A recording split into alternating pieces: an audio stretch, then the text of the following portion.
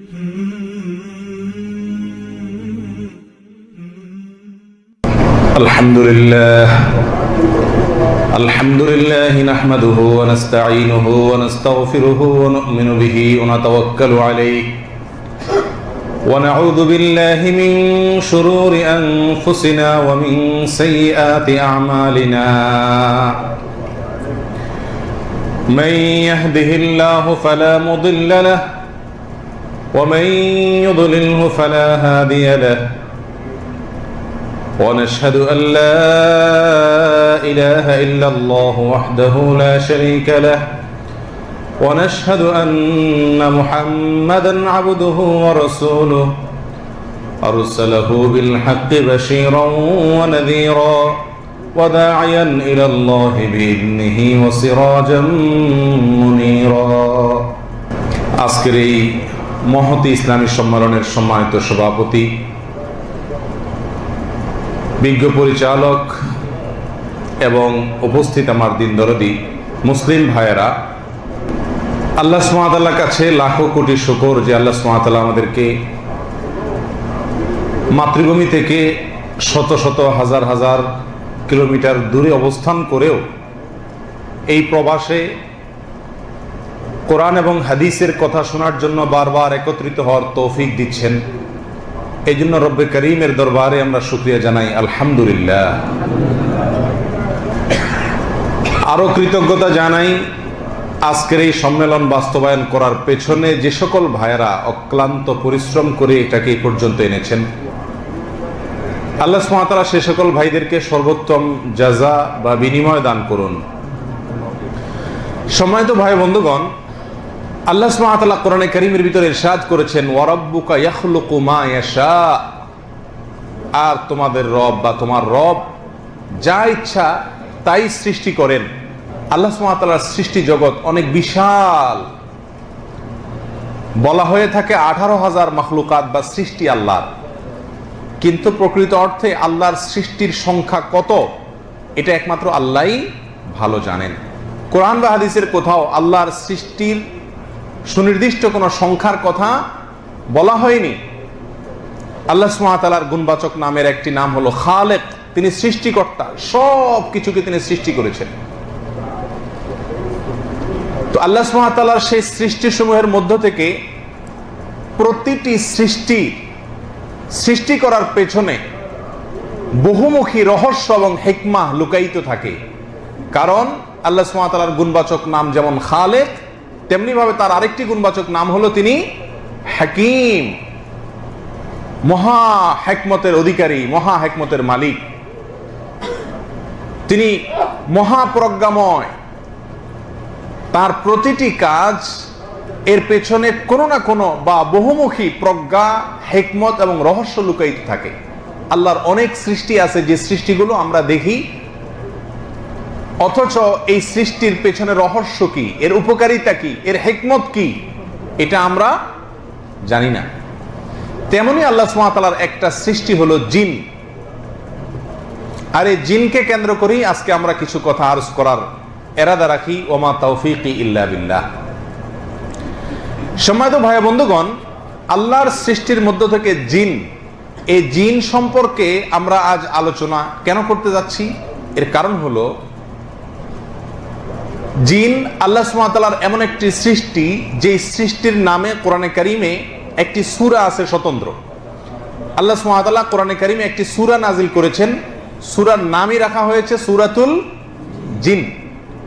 কোরআনে কারীমের বিভিন্ন জায়গায় ছড়িয়ে ছিটিয়ে আছে জিন সম্পর্কিত আলোচনা। রাসূলুল্লাহ সাল্লাল্লাহু আলাইহি ওয়াসাল্লামেরও বহু হাদিসে জিন কেন্দ্রিক কথাবার্তা আমরা পাই। অথচ এই জিনকে ঘিরে সুস্পষ্ট ধারণা আমাদের সমাজে অনেক মুসলমানের মাঝে নাই। আবার অনেকের মধ্যে জিনকে কেন্দ্র করে অনেক ভুল এবং ভ্রান্ত ধারণা আছে। সেজন্য আজকের আলোচনায় আমরা ফুটিয়ে তোলার চেষ্টা করব জিন সম্পর্কে আমাদের যে সমস্ত ধারণাগুলো রাখা উচিত কোরআন এবং হাদিসের আলোকে, সেগুলোকে। সর্বপ্রথম বলতে চাই জিনের পরিচয় সম্পর্কে। জিন কি? জিনের পরিচয় সম্পর্কে বলবো, জিন হলো আল্লাহ সুবহানাহু ওয়া তাআলার একটি সৃষ্টি। মানুষ এবং ফেরেশতা মালাইকা, এই দুটি যেরকম আল্লাহ সুবহানাহু ওয়া তাআলার সৃষ্টি জগতের মধ্যে অন্যতম সেরা সৃষ্টি, তেমনি ভাবে আল্লাহ সুবহানাহু ওয়া তাআলার এই সৃষ্টি জগতের আরেকটা সৃষ্টি হলো জিন। এই জিন আল্লাহ সুবহানাহু ওয়া তাআলা সৃষ্টি করেছেন মানুষের মতো এবং ফেরেশতাদের মতো, তাদের মধ্যেও বিবেক দিয়েছেন, বুদ্ধি দিয়েছেন, অনুভূতি শক্তি দিয়েছেন, এবং আল্লাহ সুবহানাহু ওয়া তাআলার নির্দেশ মানার মতো যোগ্যতা, লঙ্ঘন করার মতো যোগ্যতা বা ক্ষমতাও তাদের মধ্যে আল্লাহ সুবহানাহু ওয়া তাআলা দিয়ে রেখেছেন। এই জন্য জিনদের মধ্যে ভালো জিনও আছে, খারাপ জিনও আছে। আল্লাহ সুবহানাহু ওয়া তাআলা কোরআনে কারীমের সূরা জিনের 11 নম্বর আয়াতে ইরশাদ করেছেন জিনদের উক্তিকে উদ্ধৃতি করতে গিয়ে, ওয়া ইন্না মিন্নাস সালিহুনা ওয়া মিন্না দুনা যালিক, আমাদের মধ্য থেকে অনেকেই আছেন যারা সালেহ বা নেককার, আবার আমাদের ভেতরে অনেকেই আছে যারা এর ব্যতিক্রম, ভিন্ন, অর্থাৎ বদকার, খারাপ। তাহলে জিনের পরিচয় পেলাম যে মানুষ এবং ফেরেশতা এই দুটি সৃষ্টি যেরকম আল্লাহ সুবহানাহু ওয়া তাআলা সৃষ্টি করেছেন, জিন এরকমই বিবেক বুদ্ধি সম্পন্ন একটি সৃষ্টি, অনুভূতি সম্পন্ন একটি সৃষ্টি, এবং এর সাথে মানুষ এবং ফেরেশতার অনেক দিক থেকে কি আছে, সাদৃশ্য আছে, আবার কোনো কোনো দিক থেকে ব্যতিক্রমও আছে, যেগুলো পরবর্তী আলোচনা থেকে আমাদের কাছে ইনশাআল্লাহ পরিষ্কার হয়ে যাবে। এবারে আমরা আসি জিন শব্দের অর্থ কি। মানুষকে আরবিতে বলা হয় ইনসান বা নাস, আর এটার মূল ধাতু হলো নিসিয়ান, মানে ভুলে যাওয়া। তো নাস, নিসিয়ান থেকে এর অর্থ মানুষ। মানুষ যেহেতু ভুলে যায়, এবং মানুষের পিতা আদম আলাইহিস সালাতু ওয়াস সালাম যেহেতু আল্লাহ সুবহানাহু ওয়া তাআলা একটি বৃক্ষ থেকে খেতে নিষেধ করেছেন, তিনি ভুলে গিয়েছেন। আল্লাহ কোরআনে আলোচনা করেছেন যেহেতু মানুষের প্রথম সদস্য আদি পিতা আদম আলাইহিস সালাম নিজেই ভুলে গিয়েছেন, তো মানুষেরও শুরু, ভুলেরও, ভুলে যাওয়ারও শুরু। এই জন্য মানুষের নামই হলো নাস, যা ভুলে যাওয়া থেকে।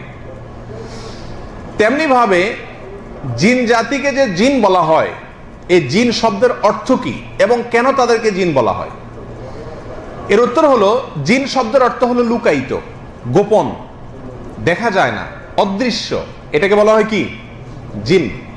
আরবিতে জিম নুন নুন এই মূল ধাতু যেখানেই আছে, যেই শব্দের মধ্যেই আছে, সেখানে লুকায়িত, গুপ্ত এবং অপ্রকাশিত, অদৃশ্য এর অর্থ থাকে। এখন জিনকে জিন বলা হয়েছে, লুকায়িত বলা হয়েছে, অদৃশ্য বলা হয়েছে কেন? তার কারণ হলো জিন আল্লাহর এমন একটা সৃষ্টি যা মানুষের দৃষ্টি থেকে অদৃশ্য থাকে, মানুষ দেখতে পায় না, আড়ালে থাকে, লুকায়িত থাকে। এই জন্য জিনকে কি বলা হয়, জিন বলা হয়, লুকায়িত বলা হয়। আল্লাহ সুবহানাহু ওয়া তাআলা কোরআনে কারীমে সূরা আরাফের 27 নম্বর আয়াতে ইরশাদ করেছেন, ইন্নাহু ইয়ারাকুম হুয়া ওয়া কাবিলুহু মিন হাইথু লা তারাউনাহুম, নিশ্চয়ই সে, শয়তান, সে এবং তার গোত্রীয় সদস্যরা, অন্য যারা আছে দুষ্ট জিনেরা, এরা তোমাদেরকে দেখে, এমন জায়গা থেকে দেখে, এমন ভাবে দেখে যে তোমরা তাদেরকে দেখতে পাও না। তো যেহেতু তাদেরকে আমরা দেখতে পাই না, লুকায়িত থাকে, অদৃশ্য থাকে, সেজন্য তাদেরকে বলা হয় কি, জিন, মানে লুকায়িত। এবারে আসি, সত্যি কি জিন বলতে কোনো কিছু আছে নাকি নাই? এই প্রশ্ন এজন্য করতে হচ্ছে যে অনেক বিজ্ঞানীর মতে, অনেক দার্শনিকের মতে জিন বলতে কোনো কিছু নাই, জিনের অস্তিত্বকে তারা কি করেন, অস্বীকার করেন। আবার কোন কোন দার্শনিক বলেন আসলে জিন বলতে কোনো বস্তু আলাদা নাই, ফেরেশতা বলতেও কোনো বস্তু আলাদা নাই। সুন্দর চরিত্রকে ফেরেশতা বলা হয় রূপক অর্থে, এর বাস্তবে কোনো অস্তিত্ব নাই। আবার অসুন্দর চরিত্রকে জিন বলা হয় রূপক অর্থে, এর বাস্তবিক কোনো অস্তিত্ব নাই। এটা কোন কোন দার্শনিকের মত। পৃথিবীতে সকল মুসলিম, এমনকি আহলে কিতাব যারা ইহুদি খ্রিস্টান, সবাই বিশ্বাস করে জিন বলতে আল্লাহ সুবহানাহু ওয়া তাআলার একটি ভিন্ন স্বতন্ত্র সৃষ্টি আছে, আল্লাহ সুবহানাহু ওয়া তাআলা সৃষ্টি করেছেন। কেন আমরা তা বিশ্বাস করি? নাম্বার 1, কোরআনে কারীমে আল্লাহ সুবহানাহু ওয়া তাআলা জিনের অস্তিত্ব, তার সৃষ্টি প্রসঙ্গে বিভিন্ন জায়গায় আলোকপাত করেছেন। বিধায় একজন মুমিন জিনের অস্তিত্বকে স্বীকার করতে বাধ্য। সূরা জিন কোরআনে কারীমের একটি সূরা যার 28টি আয়াত আছে। এই 28টি আয়াত বিশিষ্ট এই সূরায় আল্লাহ সুবহানাহু ওয়া তাআলা জিন সম্পর্কে আলোচনা করেছেন। জিনের অস্তিত্ব যদি না থাকবে, সৃষ্টি যদি না হবে, তো আল্লাহ সুবহানাহু ওয়া তাআলা এত বড় সূরায় এতগুলো আয়াতে আলোচনা করলেন কেন? এছাড়া আরো বিভিন্ন জায়গায় জিন সম্পর্কে আলোচনা আছে, বিদায় জিনের অস্তিত্বকে অস্বীকার করার কোনো যৌক্তিকতা নাই একজন মুসলিমের কাছে। আল্লাহ সুবহানাহু ওয়া তাআলা কোরআনে কারীমে এও বলেছেন, ওয়ামা খালাকতুল জিন্না ওয়াল ইনসা ইল্লা লিয়াবুদুন, আর আমি সৃষ্টি করেছি জিন এবং মানুষকে শুধুমাত্র আমার ইবাদতের জন্য। আল্লাহ বলছেন আমি সৃষ্টি করেছি, তাহলে বোঝা গেল জিন নামক আল্লাহর সৃষ্টির অস্তিত্ব আছে। এটাকে অস্বীকার করা কোন মুমিনের জন্য জায়েজ না, ঈমানের পরিপন্থী, কোরআনকে অস্বীকার করার শামিল। তৃতীয়ত, জিনের অস্তিত্ব যে সকল বিজ্ঞানীরা বা যে সমস্ত দার্শনিকেরা অস্বীকার করেন, অনেক জেনে ধরা রোগী আছে যাদেরকে মানসিক রোগী হিসাবে চিহ্নিত করার কোনো সুযোগ থাকে না, নানা কারণে এমন কিছু কর্মকাণ্ড তাদের দ্বারা প্রকাশ হয় যা কোনো মানসিক রোগী দ্বারায় সম্ভব নয়। তখন সেই ব্যক্তিকে তারা কি বলবেন? জিনের রোগী বলা ছাড়া আর কোনো উপায় থাকে না। বিধায় জিনের অস্তিত্ব আছে এবং এটা আল্লাহ সুবহানাহু ওয়া তাআলার সৃষ্টির মধ্য থেকে একটি সৃষ্টি। কোরআনে কারীমের আয়াত দ্বারা যেমন প্রমাণিত এবং নানা সময় এটাকে যৌক্তিকভাবেও এর উপস্থিতি, তার সৃষ্টি, তার অস্তিত্বশীলতাকে কি করা যায়? প্রমাণ করা যায়। এবার আমরা আলোচনা করব জিন কিসের সৃষ্টি। আমরা জানি মানুষ, আল্লাহ সুবহানাহু ওয়া তাআলা মানুষকে সৃষ্টি করছেন কি দিয়া? মাটি দিয়া। তাহলে জিনের সৃষ্টি থেকে এই প্রসঙ্গে আল্লাহ সুবহানাহু ওয়া তাআলা সূরা আর রহমানের 15 নম্বর আয়াতে ইরশাদ করেছেন, ওয়া খালাকাল জান্না মিন মারিজিম মিন নার, আর তিনি আল্লাহ সুবহানাহু ওয়া তাআলা সৃষ্টি করেছেন জিন জাতিকে উত্তপ্ত অগ্নিশিখা থেকে, উত্তপ্ত আগুন থেকে আল্লাহ সুবহানাহু ওয়া তাআলা তাদেরকে সৃষ্টি করেছেন। তাদের সৃষ্টির মূল উপাদান হলো আগুন, আগুন দিয়ে সৃষ্টি। মুসনাদ আহমদের বিশুদ্ধ সূত্রে বর্ণিত এক হাদিসে রাসূলুল্লাহ করিম সাল্লাল্লাহু আলাইহি ওয়াসাল্লাম ইরশাদ করেছেন, খুলিকাতিল মালাইকাতু মিন নূর, ফেরেশতাদেরকে সৃষ্টি করা হয়েছে নূর থেকে, আলো থেকে। তাদের সৃষ্টির উপাদান হলো, মূল উপাদান হলো আলো। ওয়া খুলিকাল জান্নু মিন মারিজিম মিন নার, আর জিন জাতিকে সৃষ্টি করা হয়েছে উত্তপ্ত আগুন থেকে। ওয়া খুলিকা আদামু আলাইহিস সালাম মিম্মা উসিফা লাকুম, আর আদম আলাইহিস সালামকে সৃষ্টি করা হয়েছে আল্লাহ কোরআনে যেটা আলোচনা করেছেন সেটা থেকে, অর্থাৎ মাটি থেকে, কাদা মাটি থেকে। তাহলে এই আয়াত এবং হাদিস থেকে আমরা জানতে পারলাম যে জিনের সৃষ্টি হয়েছে কোত্থেকে? আগুন থেকে।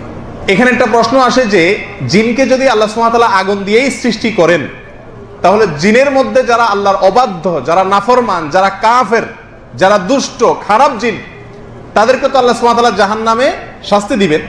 আর জাহান্নামের শাস্তির প্রধান উপাদান, মূল অনুষঙ্গ হলো আগুন, নারু জাহান্নাম, জাহান্নামের আগুন।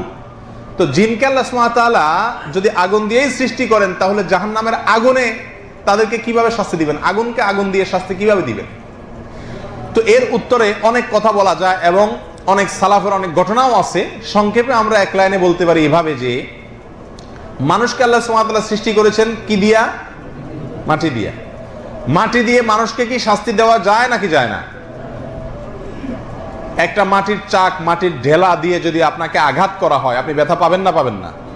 মাটির নিচে যদি চাপা দিয়ে রাখা হয়, আপনি কষ্ট পাবেন কি পাবেন না?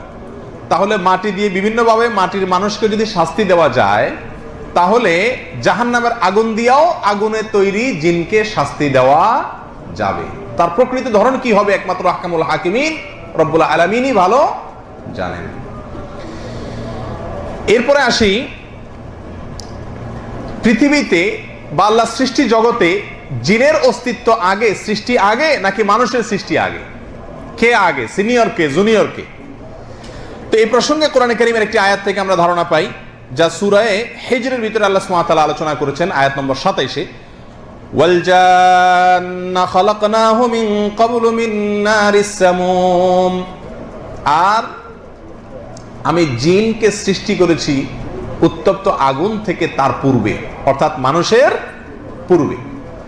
এই আয়াত থেকে বোঝা গেল যে জিনের অস্তিত্বশীলতা এবং জিনের সৃষ্টি এটা মানুষের সৃষ্টির আগে।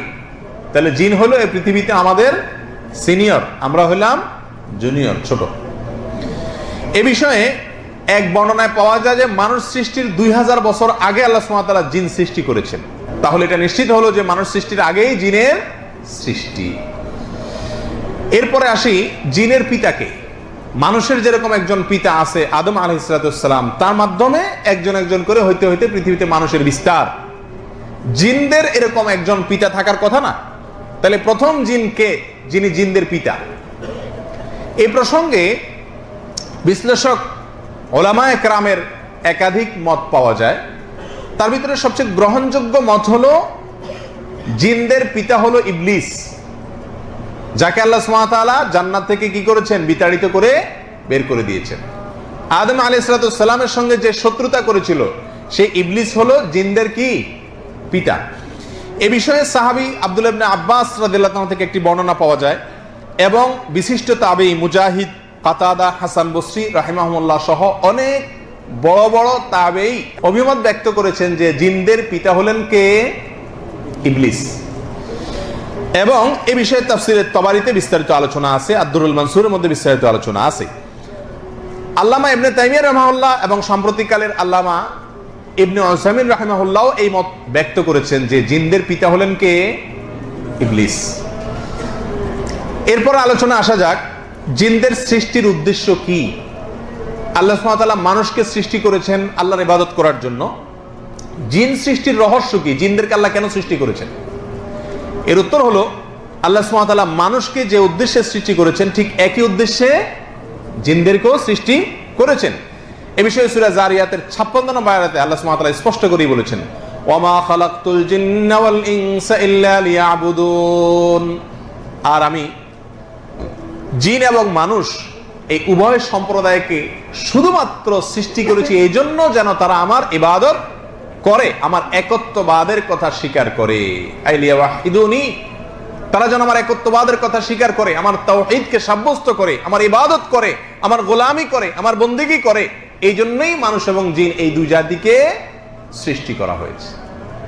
তাহলে এখান থেকে জিন জাতির সৃষ্টির কারণ, রহস্য, আসল উদ্দেশ্য আমরা জানতে পারলাম। আল্লাহ সুবহানাহু ওয়া তাআলা পৃথিবীতে মানুষের হেদায়েতের জন্য, মানুষকে পথ দেখাবার জন্য যুগে যুগে বিভিন্ন নবী রাসূল পাঠিয়েছেন। এই নবী রাসূলরা মানুষের কাছেই শুধু প্রেরিত হন নাই, বরং তারা জিনদেরকেও পথ দেখিয়েছেন, জিনদের কাছেও প্রেরিত হয়েছেন। জিনদেরকেও হেদায়েত করা, তাদেরকেও পথ দেখানো, পথ প্রদর্শন করা, এটা নবী রাসূলগণের দায়িত্বের অংশ ছিল। এই বিষয়ে কোরআনে কারীমে সূরা আনআমের 130 নম্বর আয়াতে আল্লাহ সুবহানাহু ওয়া তাআলা ইরশাদ করেছেন, ইয়া মা'শারাল জিন্নি ওয়াল ইনসি আলাম ইয়াতিকুম রুসুলুম মিনকুম ইয়াকুসসুনা আলাইকুম আয়াতি ওয়া ইউনযিরুনাকুম লিকাআ ইয়াওমিকুম হাযা ক্বালু শাহিদনা আলা আনফুসিনা ওয়া গাররাতহুমুল হায়াতুদ দুনিয়া ওয়া শাহিদু আলা আনফুসিহিম আন্নাহুম কানু কাফিরিন। কিয়ামতের দিনে আল্লাহ সুবহানাহু ওয়া তাআলা জিন এবং মানুষ জাতিকে লক্ষ্য করে একটি উক্তি করবেন, একটি কথা বলবেন। আর সেই কথাটি সূরা আনআমের 130 নম্বর আয়াতে আল্লাহ সুবহানাহু ওয়া তাআলা আলোচনা করেছেন, বলেছেন। আর সেই কথাটি হলো এই, আল্লাহ বলবেন, হে জিন এবং মানুষ সম্প্রদায়, দুই দলকেই বলবেন, জিন এবং মানুষ সম্প্রদায়, তোমাদের কাছে কি আমার রাসূলগণ আসেনি? তারা কি আমার আয়াত, আমার নিদর্শন সম্পর্কে তোমাদেরকে বলেনি? আজকের এই দিন, কিয়ামতের দিনের মুখোমুখি তোমাদের হতে হবে, এ বিষয়ে তারা কি তোমাদেরকে সাবধান করেনি? তখন জিন এবং মানুষ উভয় সম্প্রদায় বলবে, ক্বালু শাহিদনা আলা আনফুসিনা, আল্লাহ, আজ আমরা আমাদের নিজেদের বিরুদ্ধে সাক্ষ্য দিচ্ছি, হ্যাঁ তারা এসেছেন এবং তারা আমাদেরকে এই কিয়ামতের দিন সম্পর্কে সাবধান করেছিলেন, আপনার নিদর্শনের কথা বলেছিলেন। কিন্তু আল্লাহ বলেন, ওয়া গাররাতহুমুল হায়াতুদ দুনিয়া, দুনিয়ার চাকচিক্য, দুনিয়ার বিভিন্ন লোভনীয় বস্তু তাদেরকে বিপথগামী করেছে, বিভ্রান্ত করেছে, মূল পথ থেকে, সঠিক পথ থেকে সরিয়ে দিয়েছে, জান্নাতের পথ থেকে জাহান্নামের পথে নিয়ে গেছে। আল্লাহ বলেন, ওয়াশাহিদু আলা আনফুসিহিম, তারা সেদিন নিজেদের বিরুদ্ধে নিজেরা কি দিবে? সাক্ষ্য দিবে যে আন্নাহুম কানু কাফিরিন, যে তারা কাফের ছিল। তাহলে এখানে জিন এবং মানুষ উভয় সম্প্রদায়কে আল্লাহ সুবহানাহু ওয়া তাআলা লক্ষ্য করে বলবেন কিয়ামতের দিন যে তোমাদের কাছে কি নবী রাসূল আসেন নাই? এই আয়াত থেকে কি বোঝা গেল? নবী রাসূলগণ শুধু মানুষের কাছেই প্রেরিত হন নাই, বরং জিন জাতি তাদের জন্য, তাদের হেদায়েতের জন্য নবী রাসূলরা এসেছেন। তবে জিনদের মধ্য থেকে কোনো আলাদা নবী রাসূল ছিল কিনা এই বিষয়ে বিশেষজ্ঞ ওলামা একরামের, গবেষক ওলামা একরামের একাধিক মত পাওয়া যায়। তবে তাদের মধ্যে আলাদা নবী রাসূল ছিলেন এরকম কোনো কথা কোরআন হাদিস থেকে পরিষ্কারভাবে জানা যায় না।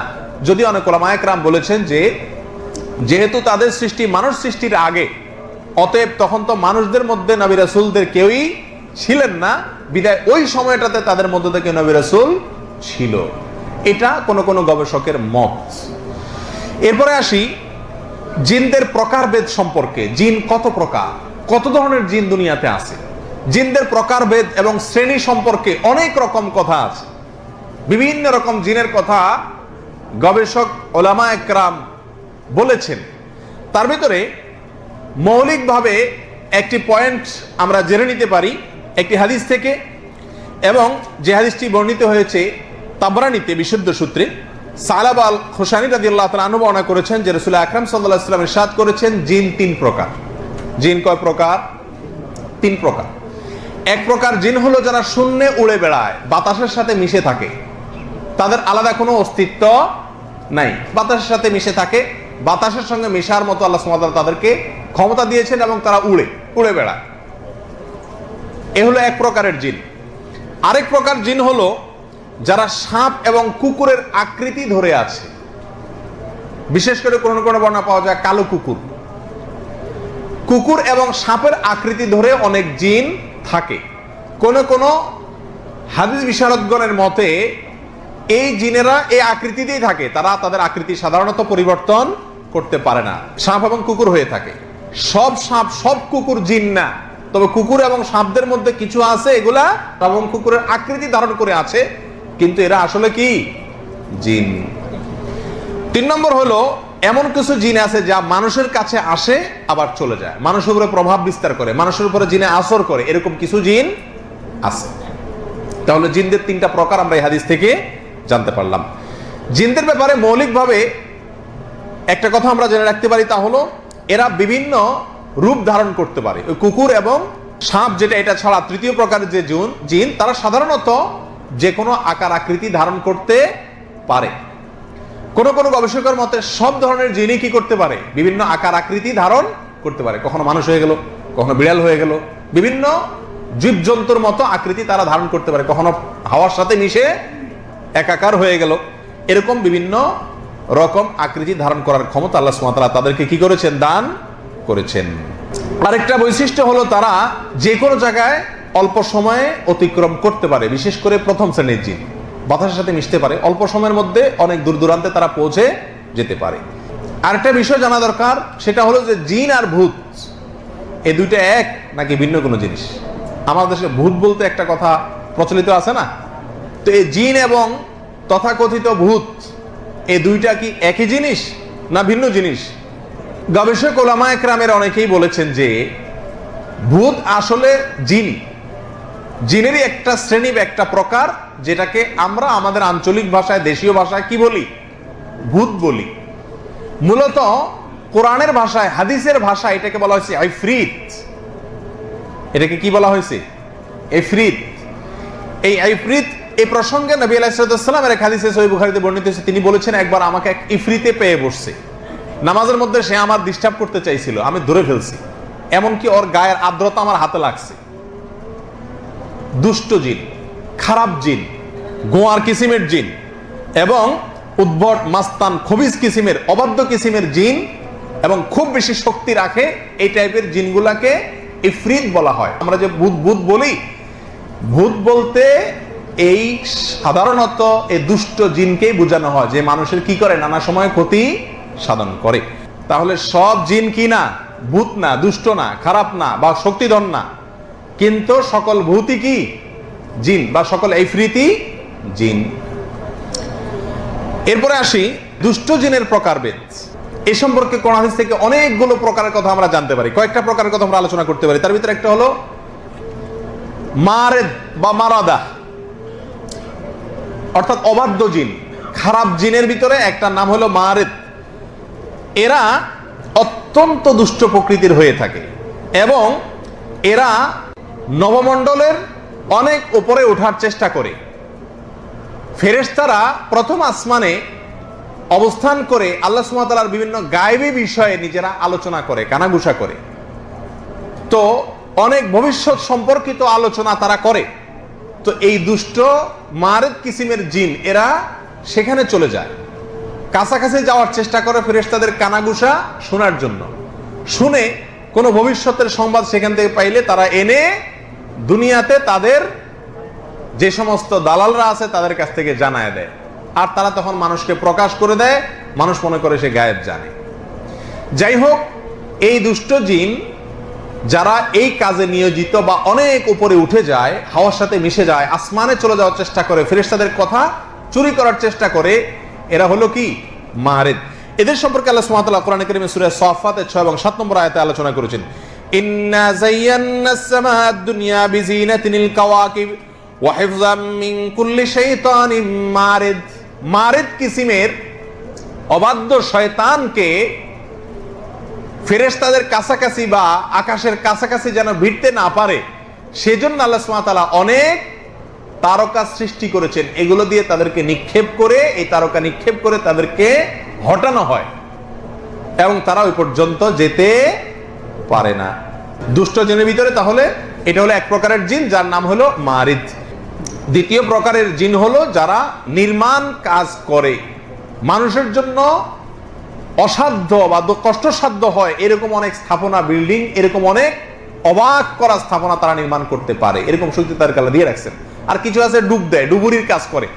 এদের ভিতরে এই নির্মাণের কাজে যারা খুব বেশি পারদর্শী সেই জিনগুলোকে আল্লাহর নবী সুলাইমান আলাইহিস সালাম ব্যবহার করেছিলেন এবং তাদের দিয়ে মসজিদুল আকসা নির্মাণ করিয়েছিলেন।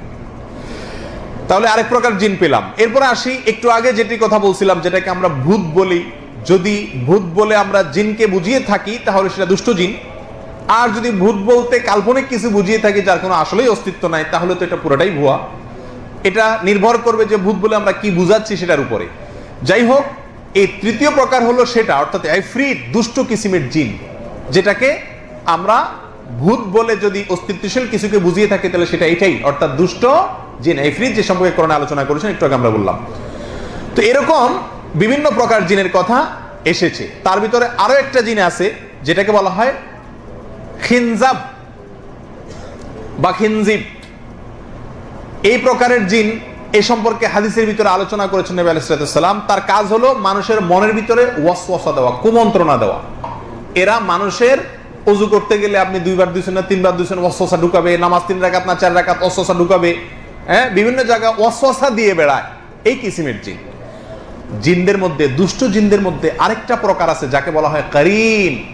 কি বলা হয়? কারিন। কারিন শব্দের অর্থ হলো সঙ্গী, দোস্ত, সাদিক, বন্ধু, বা সাথে যে থাকে, মিলে থাকে যে, তাকে বলে কি কারিন। দুষ্ট জিন, এদের ভিতরে একটা প্রকারের জিন আছে যে জিন প্রত্যেকটা মানুষের সঙ্গে কমপক্ষে একটা করেই নিয়োজিত আছে, প্রত্যেক মানুষের সাথে আছে। আল্লাহ সুবহানাহু ওয়া তাআলা কোরআনে কারীমে এই প্রসঙ্গে বলেছেন, ক্বালা কারিনুহু রাব্বানা মা আতগাইতুহু ওয়ালাকিন কানা ফী যালালিন বাঈদ। কিয়ামতের দিন মানুষ যখন বলবে, আল্লাহ আমার সঙ্গে থাকা শয়তানটাই আমাকে কুমন্ত্রণা দিয়ে দিয়ে বিপদগামী করেছে, আজ তাকে বিচার করেন, আমার কোনো দোষ নাই। তখন মানুষের যে কারিন, প্রত্যেকটা মানুষের সঙ্গে যে দুষ্ট জিন থাকে, শয়তান থাকে, সেই শয়তান দুষ্ট জিন বলবে আল্লাহকে, রব্বানা মা আতগাইতুহু, ও আমার রব, আমরা এদেরকে পথ হারা করি নাই, বরং সে নিজেই বিপদগামী ছিল। তাহলে এই আয়াত থেকে আমরা বুঝতে পারলাম যে প্রত্যেকটা মানুষের সঙ্গে যে থাকে দুষ্ট জিন বা শয়তান, শয়তানরাই হলো জিনের একটা প্রকার, দুষ্ট। তো এই জিন যে মানুষের সঙ্গে থাকে নিয়োজিত একটা করে প্রত্যেকের সাথে কমপক্ষে, একে বলা হয় কারিন। এটাও দুষ্ট জিনের একটা প্রকার। এই প্রসঙ্গে রাসূল আকরাম সাল্লাল্লাহু আলাইহি ওয়াসাল্লামের একটা হাদিসও আছে। তিনি বলেছেন, তোমাদের প্রত্যেকের সঙ্গে একটা করে দুষ্ট জিন আছে, অর্থাৎ শয়তান আছে। দুষ্ট জিন মানে শয়তান, সকল শয়তানই জিনের অংশ। তো এদের কাজ হলো প্রত্যেকটা মানুষকে সারাদিন জাহান্নামের দিকে নিয়ে যাওয়ার চেষ্টা করা, বিপদগামী করে তোলার চেষ্টা করা, এই হলো তার ডিউটি। ভালো কাজ করতে চাইবা, তোমার শরীরের ভিতরে প্রবেশ করে তোমার গোটা শরীরকে নিয়ন্ত্রণ করার ক্ষমতা আল্লাহ তাআলা তাকে দিয়েছেন। সহিহ বুখারীর এক হাদিসে রাসূল আলাইহিস সালাম বলেছেন যে আশ-শায়তানু ইয়াজরি আহাদাকুম মাজরাদ দাম, শয়তান তোমাদের শরীরের রক্তের সঙ্গে মিশে যেতে পারে, এই শক্তি আল্লাহ তাআলা দিয়ে দিয়েছেন তাকে। তো আপনার শরীরের রক্তের সাথে মিশে গিয়ে আপনাকে অলস বানায় দিবে, নামাজের সময় মেজ মেজ করবে, শরীর ভালো লাগবে না। কথা বুঝে আসছে? এসব কে করে? ওই সঙ্গে থাকা শয়তানটা, কারীন, সে করে। তো নবী সাল্লাল্লাহু আলাইহি ওয়াসাল্লাম বলেছেন তোমাদের সবার সঙ্গে একটা করে আছে। সাহাবা একরাম জিজ্ঞাসা করলেন, ইয়া রাসূলুল্লাহ, আপনার সঙ্গেও কি আছে নাকি একটা? তখন তিনি বললেন, হ্যাঁ আমার সঙ্গেও একটা আছে, তবে ওইটা আমাকে কোনো ক্ষতি বা টাচ করতে পারে না, আল্লাহ আমাকে নিরাপদে রাখছেন, কিন্তু তোমরা বাঁচতে সবাই পারো না সব সময়। তাহলে হাদিস থেকে বোঝা গেল যে দুষ্ট জিনদের মধ্যে একটা প্রকার জিন আছে কারীন, যে আমাদের সঙ্গে লেগে থাকে এবং তার টার্গেট থাকে আমাদেরকে কোথায় নেওয়া? জাহান্নামে নিয়ে যাওয়া। ইবলিস আদম আলাইহিস সালামকে যখন সিজদা করতে অস্বীকার করেছে, তখন যে তাকে আল্লাহ তাআলা জান্নাত থেকে বের করে দিয়েছেন, তখনই চ্যালেঞ্জ করেছিল ইবলিস, লাউবিয়ান্নাহুম আজমাইন, মানুষের প্রত্যেকটা সদস্যকে, এই আদম যার কারণে আমাকে জান্নাত থেকে বের হতে হলো, এর প্রত্যেকটা সদস্যকে আমি পথ ভ্রষ্ট করে ছাড়বো, জাহান্নামে নিয়ে ছাড়বো, আমি একা যাব না। আর সেই জন্য ইবলিসে তার বাহিনীকে ভাগযোগ করে দিছে যে এর পিছনে এ থাকবে, তুমি ওর পিছনে থাকবা, সবার সাথে একটা করে আছে। আল্লাহ তাআলা আমাদের সবাইকে শয়তানের শয়তানি থেকে বেঁচে থাকার মতো ঈমানি শক্তি দান করুন।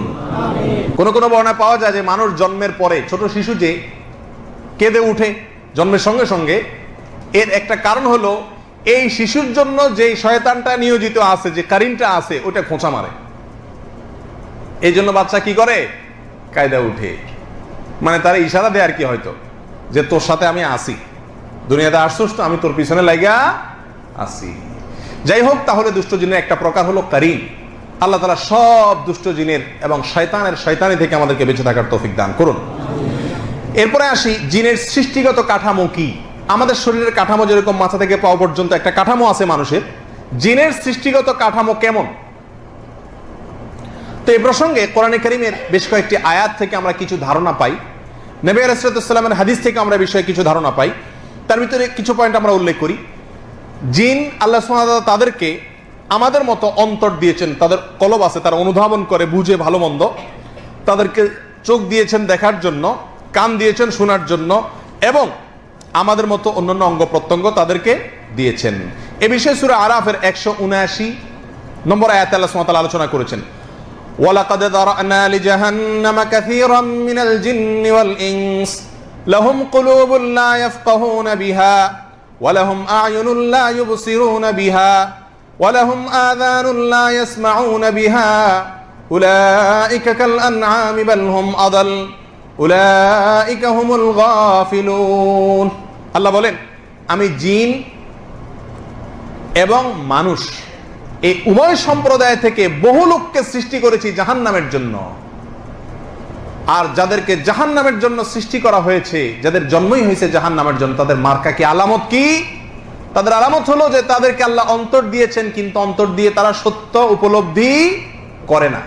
নিষ্ক্রিয় অন্তর, কোনো ওয়াজে ধরে না, কোনো কোরআন হাদিসে ধরে না, অন্তর এটা পাথর হয়ে গেছে। আল্লাহ মাফ করুক, এটা আলামত যে এটা জাহান্নামের জন্য সৃষ্টি এই লোকের। এটা জিন এবং মানুষ উভয়ের জন্য আল্লাহ বলেছেন। তাহলে বোঝা গেল জিনদের কি আছে? অন্তর আছে। লাহুম কুলুবুন, আল্লাহ বলেছেন তাদের অন্তর আছে। এরপরে ওয়ালাহুম আ'য়ুনুন লা ইউবসিরুনা বিহা, তাদের চোখ আছে কিন্তু চোখ দিয়ে তারা দেখে না, যা দেখা দরকার সত্যের পথ দেখে না, সত্য দেখে না, আল্লাহর কোরআন নবীর হাদিস তারা দেখে না। তাহলে জিনদের চোখ আছে বোঝা গেল। ওয়ালাহুম আযানুন লা ইয়াসমাউনা বিহা, কান আছে তা দিয়ে শুনে না। তাহলে আয়াত থেকে বোঝা গেল জিনদের অন্তর, চোখ, কান সব আছে। অন্য আয়াতে আল্লাহ সুবহানাহু ওয়া তাআলা বলেছেন সূরা ইসরা 64 নম্বর আয়াতে, ওয়াস্তাফজিজ মান ইসতাতা'তা মিনহুম বিসাউতিক, শয়তানকে যখন আল্লাহ সুবহানাহু ওয়া তাআলা বিতাড়িত করে দিলেন, তখন তাকে আল্লাহ তাআলা বলেছেন যে তুমি তোমার আওয়াজ দ্বারায়, শব্দ দ্বারায় যাকে ইচ্ছা তাকে মন্দ কাজের জন্য উস্কানি দিও, এই ক্ষমতা তোমাকে দেওয়া হলো। যাকে ইচ্ছা তাকে তুমি কি করতে পারো? উস্কানি দিতে পারো। এর থেকে বোঝা গেল শয়তানের বা জিনদের কি আছে? মুখও আছে, আওয়াজ করার মতো ক্ষমতাও আছে। আর অনেক আয়াত এবং হাদিস এরকম আছে যেগুলো থেকে ধারণা পাওয়া যায় যে জিনদের আমাদের মতো অঙ্গ প্রত্যঙ্গ আছে, তবে তার ধরনটা হুবহু আমাদের মতো হওয়াটা কি না জরুরি না। কোন কোন বিশুদ্ধ হাদিস দ্বারা বর্ণিত হয়েছে যে জিনদের মুখ আছে, তারা খায় পান করে এবং তারা হাসে। তাদের মধ্যে কি আছে? হাসি কান্না আছে। সহিহ মুসলিমের এক হাদিসে আসছে, আব্দুল্লাহ ইবনে ওমর রাদিয়াল্লাহু তাআলা বর্ণনা করেছেন যে নবী আলাইহিস সালাম বলেছেন, তোমরা সূর্য উঠে এবং সূর্য যখন ডুবে এই দুই সময় নামাজ পড়ার চেষ্টা করবা না, নামাজ পড়ার ইচ্ছা করবা, নামাজ পড়বা না। কেন? নবী আলাইহিস সালাম কারণ হিসেবে উল্লেখ করেছেন, কারণ এই দুই সময়ে শয়তানের শিং ওই জায়গায় অবস্থান করে। শয়তানের শিং ওই সূর্য উঠা এবং সূর্য ডুবা দুই জায়গায় শয়তানের শিং থাকে। ওই টাইমে সেজদা করা মানে শয়তানকে সেজদা করা বা শয়তানের শিংকে সেজদা করার সাথে সাদৃশ্য হয়। বিদায় দুই সময় তোমরা কি করো না? সালাত আদায় করো না বা সেজদা আল্লাহকে করো না। তাহলে এখান থেকে বোঝা গেল শয়তানের শিংও আছে। তাহলে জিনদের বিভিন্ন অঙ্গ প্রত্যঙ্গ আছে, এটা থেকে মনে বোঝা গেছে। কোরআনে কারীমে সূরা সাফাতের একটি আয়াত থেকে বোঝা যায় জিনের মাথাও আছে। জিনদের কি আছে? মাথাও আছে। জিনদের মধ্যে দুষ্ট জিন, শয়তানের বাহিনী, ইবলিসের বাহিনী, তাদের মাথাকে জাহান্নামের একটি গাছের সঙ্গে তুলনা করা হয়েছে। আল্লাহ সুবহানাহু ওয়া তাআলা কোরআনে কারীমে ইরশাদ করেছেন, ইন্নাহা শাজারাতুন তাখরুজু ফি আসলিল জাহিম। শাজারাতুজ যাক্কুম, এটা জাহান্নামের গোড়া থেকে বের হয়। তালউহা কাআন্নাহু রুউসুশ শায়াতিন। এই গাছের যে গুচ্ছ আছে, এগুলো ডালগুলো, শাখাগুলো শয়তানের মাথার মতো। যেহেতু জাহান্নাম সৃষ্টি করা হয়েছে জাহান্নামীদের শুধু কষ্ট আর শাস্তি দেওয়ার জন্য, এই জন্য জাহান্নামের প্রতিটি বিষয় জাহান্নামীদেরকে কি দিবে? কষ্ট দিবে। এই জন্য জাহান্নামীদের জন্য যে ফলের ব্যবস্থা করা হয়েছে সেটাও মানুষের জন্য বা জাহান্নামীদের জন্য কষ্টদায়ক হবে। যে পানীয়ের ব্যবস্থা করা হয়েছে সেটাও কষ্টদায়ক হবে। এমনকি জাহান্নামে যে গাছ থাকবে, জাহান্নামের গোড়া থেকে যে গাছ বের হবে, সেই গাছের ডালগুলো, শাখাগুলো, গুচ্ছগুলো পর্যন্ত দেখলে সেটাতে কি পাবে? জাহান্নামীরা কষ্ট পাবে, অর্থাৎ আতঙ্কিত হবে, ভীতিকর হবে, ভয়ঙ্কর হবে। সেটার মাধ্যমেও, দেখার মাধ্যমেও কি পাবে? মানুষ শাস্তি পাবে জাহান্নামীরা। আল্লাহ আমাদের সবাইকে জাহান্নাম থেকে বেঁচে থাকার তৌফিক দান করুন। সম্মানিত ভাই বন্ধুগণ, তাহলে এই আয়াত থেকে বোঝা গেল শয়তানের মাথা আছে, কল্লা আছে।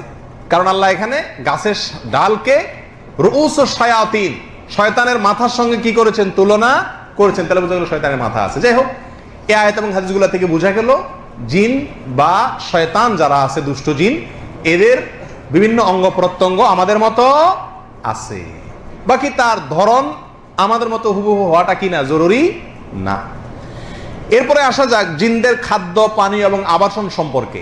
আমাদের খাদ্য যেরকম আছে তাদেরও খাদ্য আছে কিনা, থাকলে কি খায় তারা? আমাদের যেরকম থাকার ঘরবাড়ি আছে, আমরা বিল্ডিং দালান কোঠা করি, তাদের তো ঘরবাড়ি দেখি না, থাকে কই এরা?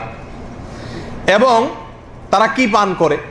এই প্রসঙ্গে কোরআন এবং হাদিসে বেশ কিছু বর্ণনা পাওয়া যায়, যে বর্ণনা থেকে আমরা জানতে পারি যে জিনরা আমরা যেরকম খেয়ে পরে বেঁচে থাকি, তাদেরও কি আছে? খাদ্য আছে, তাদেরও পানীয় আছে।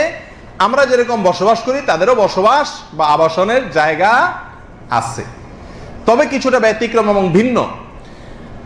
সহিহ মুসলিমের এক হাদিসে আসছে, রাসূল আকরাম সাল্লাল্লাহু আলাইহি সাল্লাম বলেছেন, বান্দা যখন বাসায় ঢোকার সময়, ঘরে ঢোকার সময় বিসমিল্লাহ না বলে, তখন শয়তানদের দলনেতা বলে যে আদরাকতুমুল মাবিতা ওয়াল আশা, আজ এই বাড়িতে ঢুকে রাত্রে শোয়ার ব্যবস্থা তোমাদের হয়ে গেল, বিনা ভাড়ায় এই বাড়িতে থাকতে পারলা। কারণ লোকটা বাসায় ঢোকার সময় কি পড়ে নাই? বিসমিল্লাহ পড়েনি। যে কোনো লোক তার রুমে, তার বাসা ঢোকার সময় যখন বিসমিল্লাহ না বলে, তার সঙ্গে শয়তান ঢুকে দল সহকারে। শুধু ঢুকে শোয়ার জন্য না, তার সঙ্গে খাওয়ায়ও কি করে? অংশগ্রহণ করে। কোন কোন বর্ণনা আসছে যখন খায় মানুষ, বিসমিল্লাহ যে না বলে তার সঙ্গে শয়তানেও খায়, অদৃশ্য ভাবে, সেটা সে আঁচ করতে পারে না। আর বাসায় ঢোকার সময় যখন বিসমিল্লাহ না বলে, তখন শয়তানও প্রবেশ করে। তাহলে শয়তানের খাবারের একটা মেনু আমরা পেয়ে গেলাম, আইটেম পেয়ে গেলাম। সেটা হলো যেই খাবারে বিসমিল্লাহ বলা হয় না, ওই খাবারে শয়তান অন্তর্ভুক্ত হয়ে সেখানে সে যোগ দেয়, সে খায়। শয়তানের খাবার প্রসঙ্গে সহিহ মুসলিমের আরেকটি বর্ণনা আছে, নবী আলাইহিস সালাম বলেছেন, কোনো ব্যক্তি যদি কোনো হাড্ডি খাওয়ার সময় বিসমিল্লাহ বলে, তো আল্লাহ সুবহানাহু ওয়া তাআলা ওই হাড্ডিতে গোশতের ব্যবস্থা করে দেন, যেটা আমরা দেখি না, শয়তানরা দেখে বা জিনেরা দেখে, ওখান থেকে তারা খেতে পারে। এই জন্য আমরা যে হাড্ডিগুলা ফেলে দেই, এগুলা হাদিসের আলোকে বোঝা গেল কাদের খাবার? জিনদের খাবার। তারা সেখান থেকে খায়, কিন্তু সেটা আমরা দেখি না বা আঁচ করতে পারি না। এরকম জিনদের খাবার প্রসঙ্গে আরো বিভিন্ন আয়াত এবং হাদিস পাওয়া যায়, যেগুলো থেকে বোঝা যায় জিনরা আমাদের মতো খায়, খাদ্য গ্রহণ করে, আর বসবাসের জন্য আমাদের মতো আলাদা ঘর বাড়ি নির্মাণ করা লাগে না, বরং তারা যে কোনো জায়গায় থাকতে পারে, এমনকি আমাদের বাসা বাড়িতেও আমাদের সঙ্গে কি করতে পারে? থাকতে পারে। এরপরে আসা যাক জিনদের বিয়ে শাদী এবং বংশ বিস্তার প্রসঙ্গে। আমরা যেরকম বিয়ে শাদী করি, জিনদের বিয়ে শাদী হয় কিনা? আমাদের যেরকম ছেলে মেয়ে হয়, বংশবৃদ্ধি হয়, জিনদের এরকম সন্তানাদি বাড়ে কিনা, বংশ বিস্তার হয় কিনা? তো এই প্রসঙ্গে কোরআনে কারীমের একটি আয়াত সূরা আর রহমানের, এটা উল্লেখযোগ্য। আল্লাহ সুবহানাহু ওয়া তাআলা বলেছেন, ফীহিন্না কাসিরাতুত তারফি লাম ইয়াতমিসহুন্না ইনসুন ক্বাবলাহুম ওয়ালা জান। জান্নাতের হুরদের প্রসঙ্গে আলোচনা করতে গিয়ে আল্লাহ সুবহানাহু ওয়া তাআলা বলছেন যে জান্নাতীদেরকে জীবন সঙ্গী হিসেবে যে সমস্ত হুর আল্লাহ সুবহানাহু ওয়া তাআলা দান করবেন জান্নাতে, তারা এমন হবেন, তাদের বৈশিষ্ট্য হবে এই, লাম ইয়াতমিসহুন্না ইনসুন ক্বাবলাহুম ওয়ালা জান। ওই জান্নাতি ব্যক্তি ছাড়া ইতিপূর্বে তাদেরকে পৃথিবীর বা সৃষ্টি জগতের কোনো মানুষ, এমনকি কোনো জিন, কেউ তাদেরকে স্পর্শ করেনি, তাদের সাথে মিলিত হয়নি, অর্থাৎ তারা কুমারী থাকবে। তাহলে আয়াত থেকে বোঝা গেল জিনরাও মিলিত হয়, সেজন্য আল্লাহ বলেছেন জিনও তাদের সঙ্গে কি হয় না? মিলিত হয়নি। আয়াত থেকে বোঝা গেল জিনরা মিলিত হয় এবং তারা মানুষের মতোই তারাও সহবাস করে এবং তাদেরও স্ত্রী প্রয়োজন হয় এবং তাদের মধ্যে স্ত্রী আছে। অন্য আয়াতে আল্লাহ সুবহানাহু ওয়া তাআলা বলেছেন, আফাতাত্তাখিযুনাহু ওয়া যুররিয়াতাহু আউলিয়া মিন দুনি। তোমরা কি শয়তান এবং তার বাহিনীকে, তার সন্তানদেরকে অভিভাবক বানাবে আমাকে ছাড়া? এর থেকে বোঝা গেল শয়তানের কি আছে? সন্তানাদি আছে, কারণ যুররিয়া মানে সন্তান। আল্লাহ বলছেন তার সন্তানদেরকে, শয়তানকে এবং সন্তানের বংশধরদেরকে কি তোমরা অনুকরণ করবে? তাদের কি তোমরা অভিভাবক বানাবে? এর থেকে বোঝা গেল তাদের কি আছে ভাই? সন্তানাদি আছে। আর সন্তানাদি থাকতে হলে কি লাগে? বিয়ে শাদী করা লাগে বা স্ত্রী থাকা লাগে, তার মাধ্যমে তো সন্তানাদি আসে। এখন কথা হলো তাদের বংশ বিস্তার কি আমাদের মতো এরকম স্বামী স্ত্রী মিলনের মাধ্যমেই হয়, না অন্য কোনো প্রক্রিয়া আছে? এই প্রসঙ্গে ইমাম শাআবী রাহিমাহুল্লাহ বলেন যে আমাকে এক ব্যক্তি জিজ্ঞাসা করছে ইবলিসের বিয়ে হয়েছে কিনা। তখন ইমাম শাআবী রাহিমাহুল্লাহ বলেন যে তুমি এমন এক বিয়ে সম্পর্কে জিজ্ঞাসা করছো, এমন এক বউ সম্পর্কে জিজ্ঞাসা করছো যে বিয়েতে আমি ছিলাম না। তার মানে তিনি তার কথা দ্বারা বুঝিয়েছেন যে যেহেতু বংশ বিস্তার হয় ইবলিসের, শয়তানের, জিনদের, তাহলে তাদের কি আছে? অবশ্যই স্ত্রী আছে। বিশিষ্ট তাবেঈ মুজাহিদ রাহিমাহুল্লাহ বলেন যে ডিমের মাধ্যমে জিনরা বংশ বিস্তার করে থাকে এবং কোন কোন বর্ণনায় এ থেকে ইঙ্গিত পাওয়া যায় বিষয়। আর কোন কোন আহলে ইলম বলেছেন যে জিনদেরকে আল্লাহ সুবহানাহু ওয়া তাআলা এমন এক স্বয়ংক্রিয় ব্যবস্থা দিয়েছেন যে তার শরীরেরই এক অংশকে অন্য অংশের সঙ্গে মিলিত করার মাধ্যমে সে বহু সন্তানের কি দেয়? জন্ম দিয়ে থাকে। তবে এর কোনো উক্তিগুলাই কোরআন এবং বিশুদ্ধ হাদিস দ্বারায় পরিষ্কারভাবে প্রমাণিত হয় না। বিধায় এই প্রসঙ্গে আমরা বলবো জিনদের স্ত্রী আছে এবং তাদের মিলন হয়, কোন কোন আয়াত থেকে বোঝা যায়। তবে তাদের বংশ বিস্তারের মূল প্রক্রিয়া পদ্ধতি কি হুবহু আমাদের মতোই না ব্যতিক্রম কিছু আছে, এ সম্পর্কে আল্লাহ সুবহানাহু ওয়া তাআলাই সবচেয়ে ভালো জানেন। এরপরে আসা যাক জিনদের শক্তি এবং দুর্বলতা প্রসঙ্গে। কি পারে আর কি পারে না। জিনদের শক্তি, বৈশিষ্ট্য এবং ক্ষমতার দিক হলো তারা দ্রুত যে কোনো জায়গায় চলে যেতে পারে। বিশেষ করে প্রথম কিসিমের জিন যে হাদিসে আসছে, বাতাসের সাথে যারা মিশে থাকে, তারা যে কোনো জায়গা থেকে অন্য জায়গায় চলে যেতে পারে খুব দ্রুত। এটা একটা তাদের ক্ষমতা। তাদের আরেকটা ক্ষমতার দিক হলো যে কোনো আকৃতি ধারণ করতে পারে সাধারণ জিনেরা। ওয়াহাব ইবনে মুনাব্বিহ রাহিমাহুল্লাহর মতে যে কোনো জিনই যে কোনো আকৃতি ধারণ করতে পারে। অনেক গবেষকরা বলেছেন না, বিশেষ শ্রেণীর জিন তারা যে কোনো আকৃতি, বিড়াল, শূকর, কুকুর, মানুষ, যে কোনো মানুষের বা অন্য কোনো কিছুর আকৃতি ধারণ করতে পারে। এটাও তাদের একটা ক্ষমতা। তাদের মধ্যে আরেকটা দিক হলো জিনদের একটা বিশেষ শ্রেণীর জিন তারা অনেক বড় বড় স্থাপনা নির্মাণ করতে পারে। আরেকটা তাদের ক্ষমতার দিক হলো তারা মানুষের উপরে প্রভাব বিস্তার করতে পারে। এই ক্ষমতা আল্লাহ তাআলা দিয়ে দিয়েছেন। মানুষের উপরে চেপে বসতে পারে, বসে পুরা মানুষকে তার কন্ট্রোলে সে নিয়ে যেতে পারে, এই ক্ষমতা তাদেরকে দিয়ে রাখছেন। এরপর আসে তাদের দুর্বলতার দিক। তাদের কিছু দুর্বলতার দিকও আছে। ওই যে মার কিসিমের জিনের কথা বলছি, যারা আকাশের দিকে উঠে গায়েবের কথাগুলোকে চুরি করার জন্য, এদের দুর্বলতার দিক হলো বিশেষ সীমার পরে তারা অতিক্রম করতে পারে না। আল্লাহ তাআলা বিশেষ কিসিমের কিছু তারকা সৃষ্টি করেছেন তাদেরকে নিক্ষেপ করে হটাবার জন্য। তাহলে এটা একটা দুর্বলতার দিক যে তারা চাইলেই যে কোনো জায়গায় চলে যেতে পারে না। তাদের দুর্বলতার আরেকটা দিক হলো জিনরা অনেক অলৌকিক, অনেক আশ্চর্যজনক কিছু করে দেখাইতে পারে আমাদেরকে, কিন্তু তারা নবীদের মতো মুজিজা দেখাইতে পারে না। নবীদের মুজিজা এমন যে তার কোনো বিকল্প হয় না, তার কোনো বিকল্প কেউ সৃষ্টি করতে পারে না, এরকম নবীদের মতো মুজিজা দেখাইতে তারা পারে না। এটা তার দুর্বলতার দিক। আরেকটা দুর্বলতার দিক হলো জিনরা বা দুষ্ট জিন শয়তানরা নেককার এবং ভালো সৎ মানুষদেরকে খুব ভয় পায়। আমলি, নামাজি এবং জিকির করা মানুষ, দিনদার মানুষ, মুত্তাকি পরেজগার মানুষকে তারা প্রচন্ড ভয় পায়। এটা তার একটা দুর্বলতার দিক। এত পাওয়ার থাকা সম্পর্ক তাদেরকে খুব ভয় পায়। আরেকটা দুর্বলতার দিক হলো আল্লাহ বলেছেন কোরআনে, ইন্না কায়দাশ শাইতানি কানা যায়ীফা। শয়তান এর যে চক্রান্ত, শয়তান বিভিন্ন চক্রান্ত করে না মানুষকে পথভ্রষ্ট করার জন্য, নানামুখী তার যে চক্রান্ত থাকে, আল্লাহ বলেছেন শয়তানের সব চক্রান্ত হলো অত্যন্ত দুর্বল। তাহলে শয়তান যত লম্পচম্প করুক আর যত বড় বড় চক্রান্তই করুক না কেন, এগুলো আসলে খুবই ঠুনকো এবং দুর্বল। মানুষ চাইলেই সেই চক্রান্ত নস্যাৎ করে দিতে পারে। এলো শয়তানের দুর্বলতার সবচেয়ে বড় পয়েন্ট। এরপরে আসি, জিনরা কি গায়েব জানে? আমাদের সমাজে অনেক মানুষ মনে করেন যে জিনরা কি জানে? গায়েব জানে।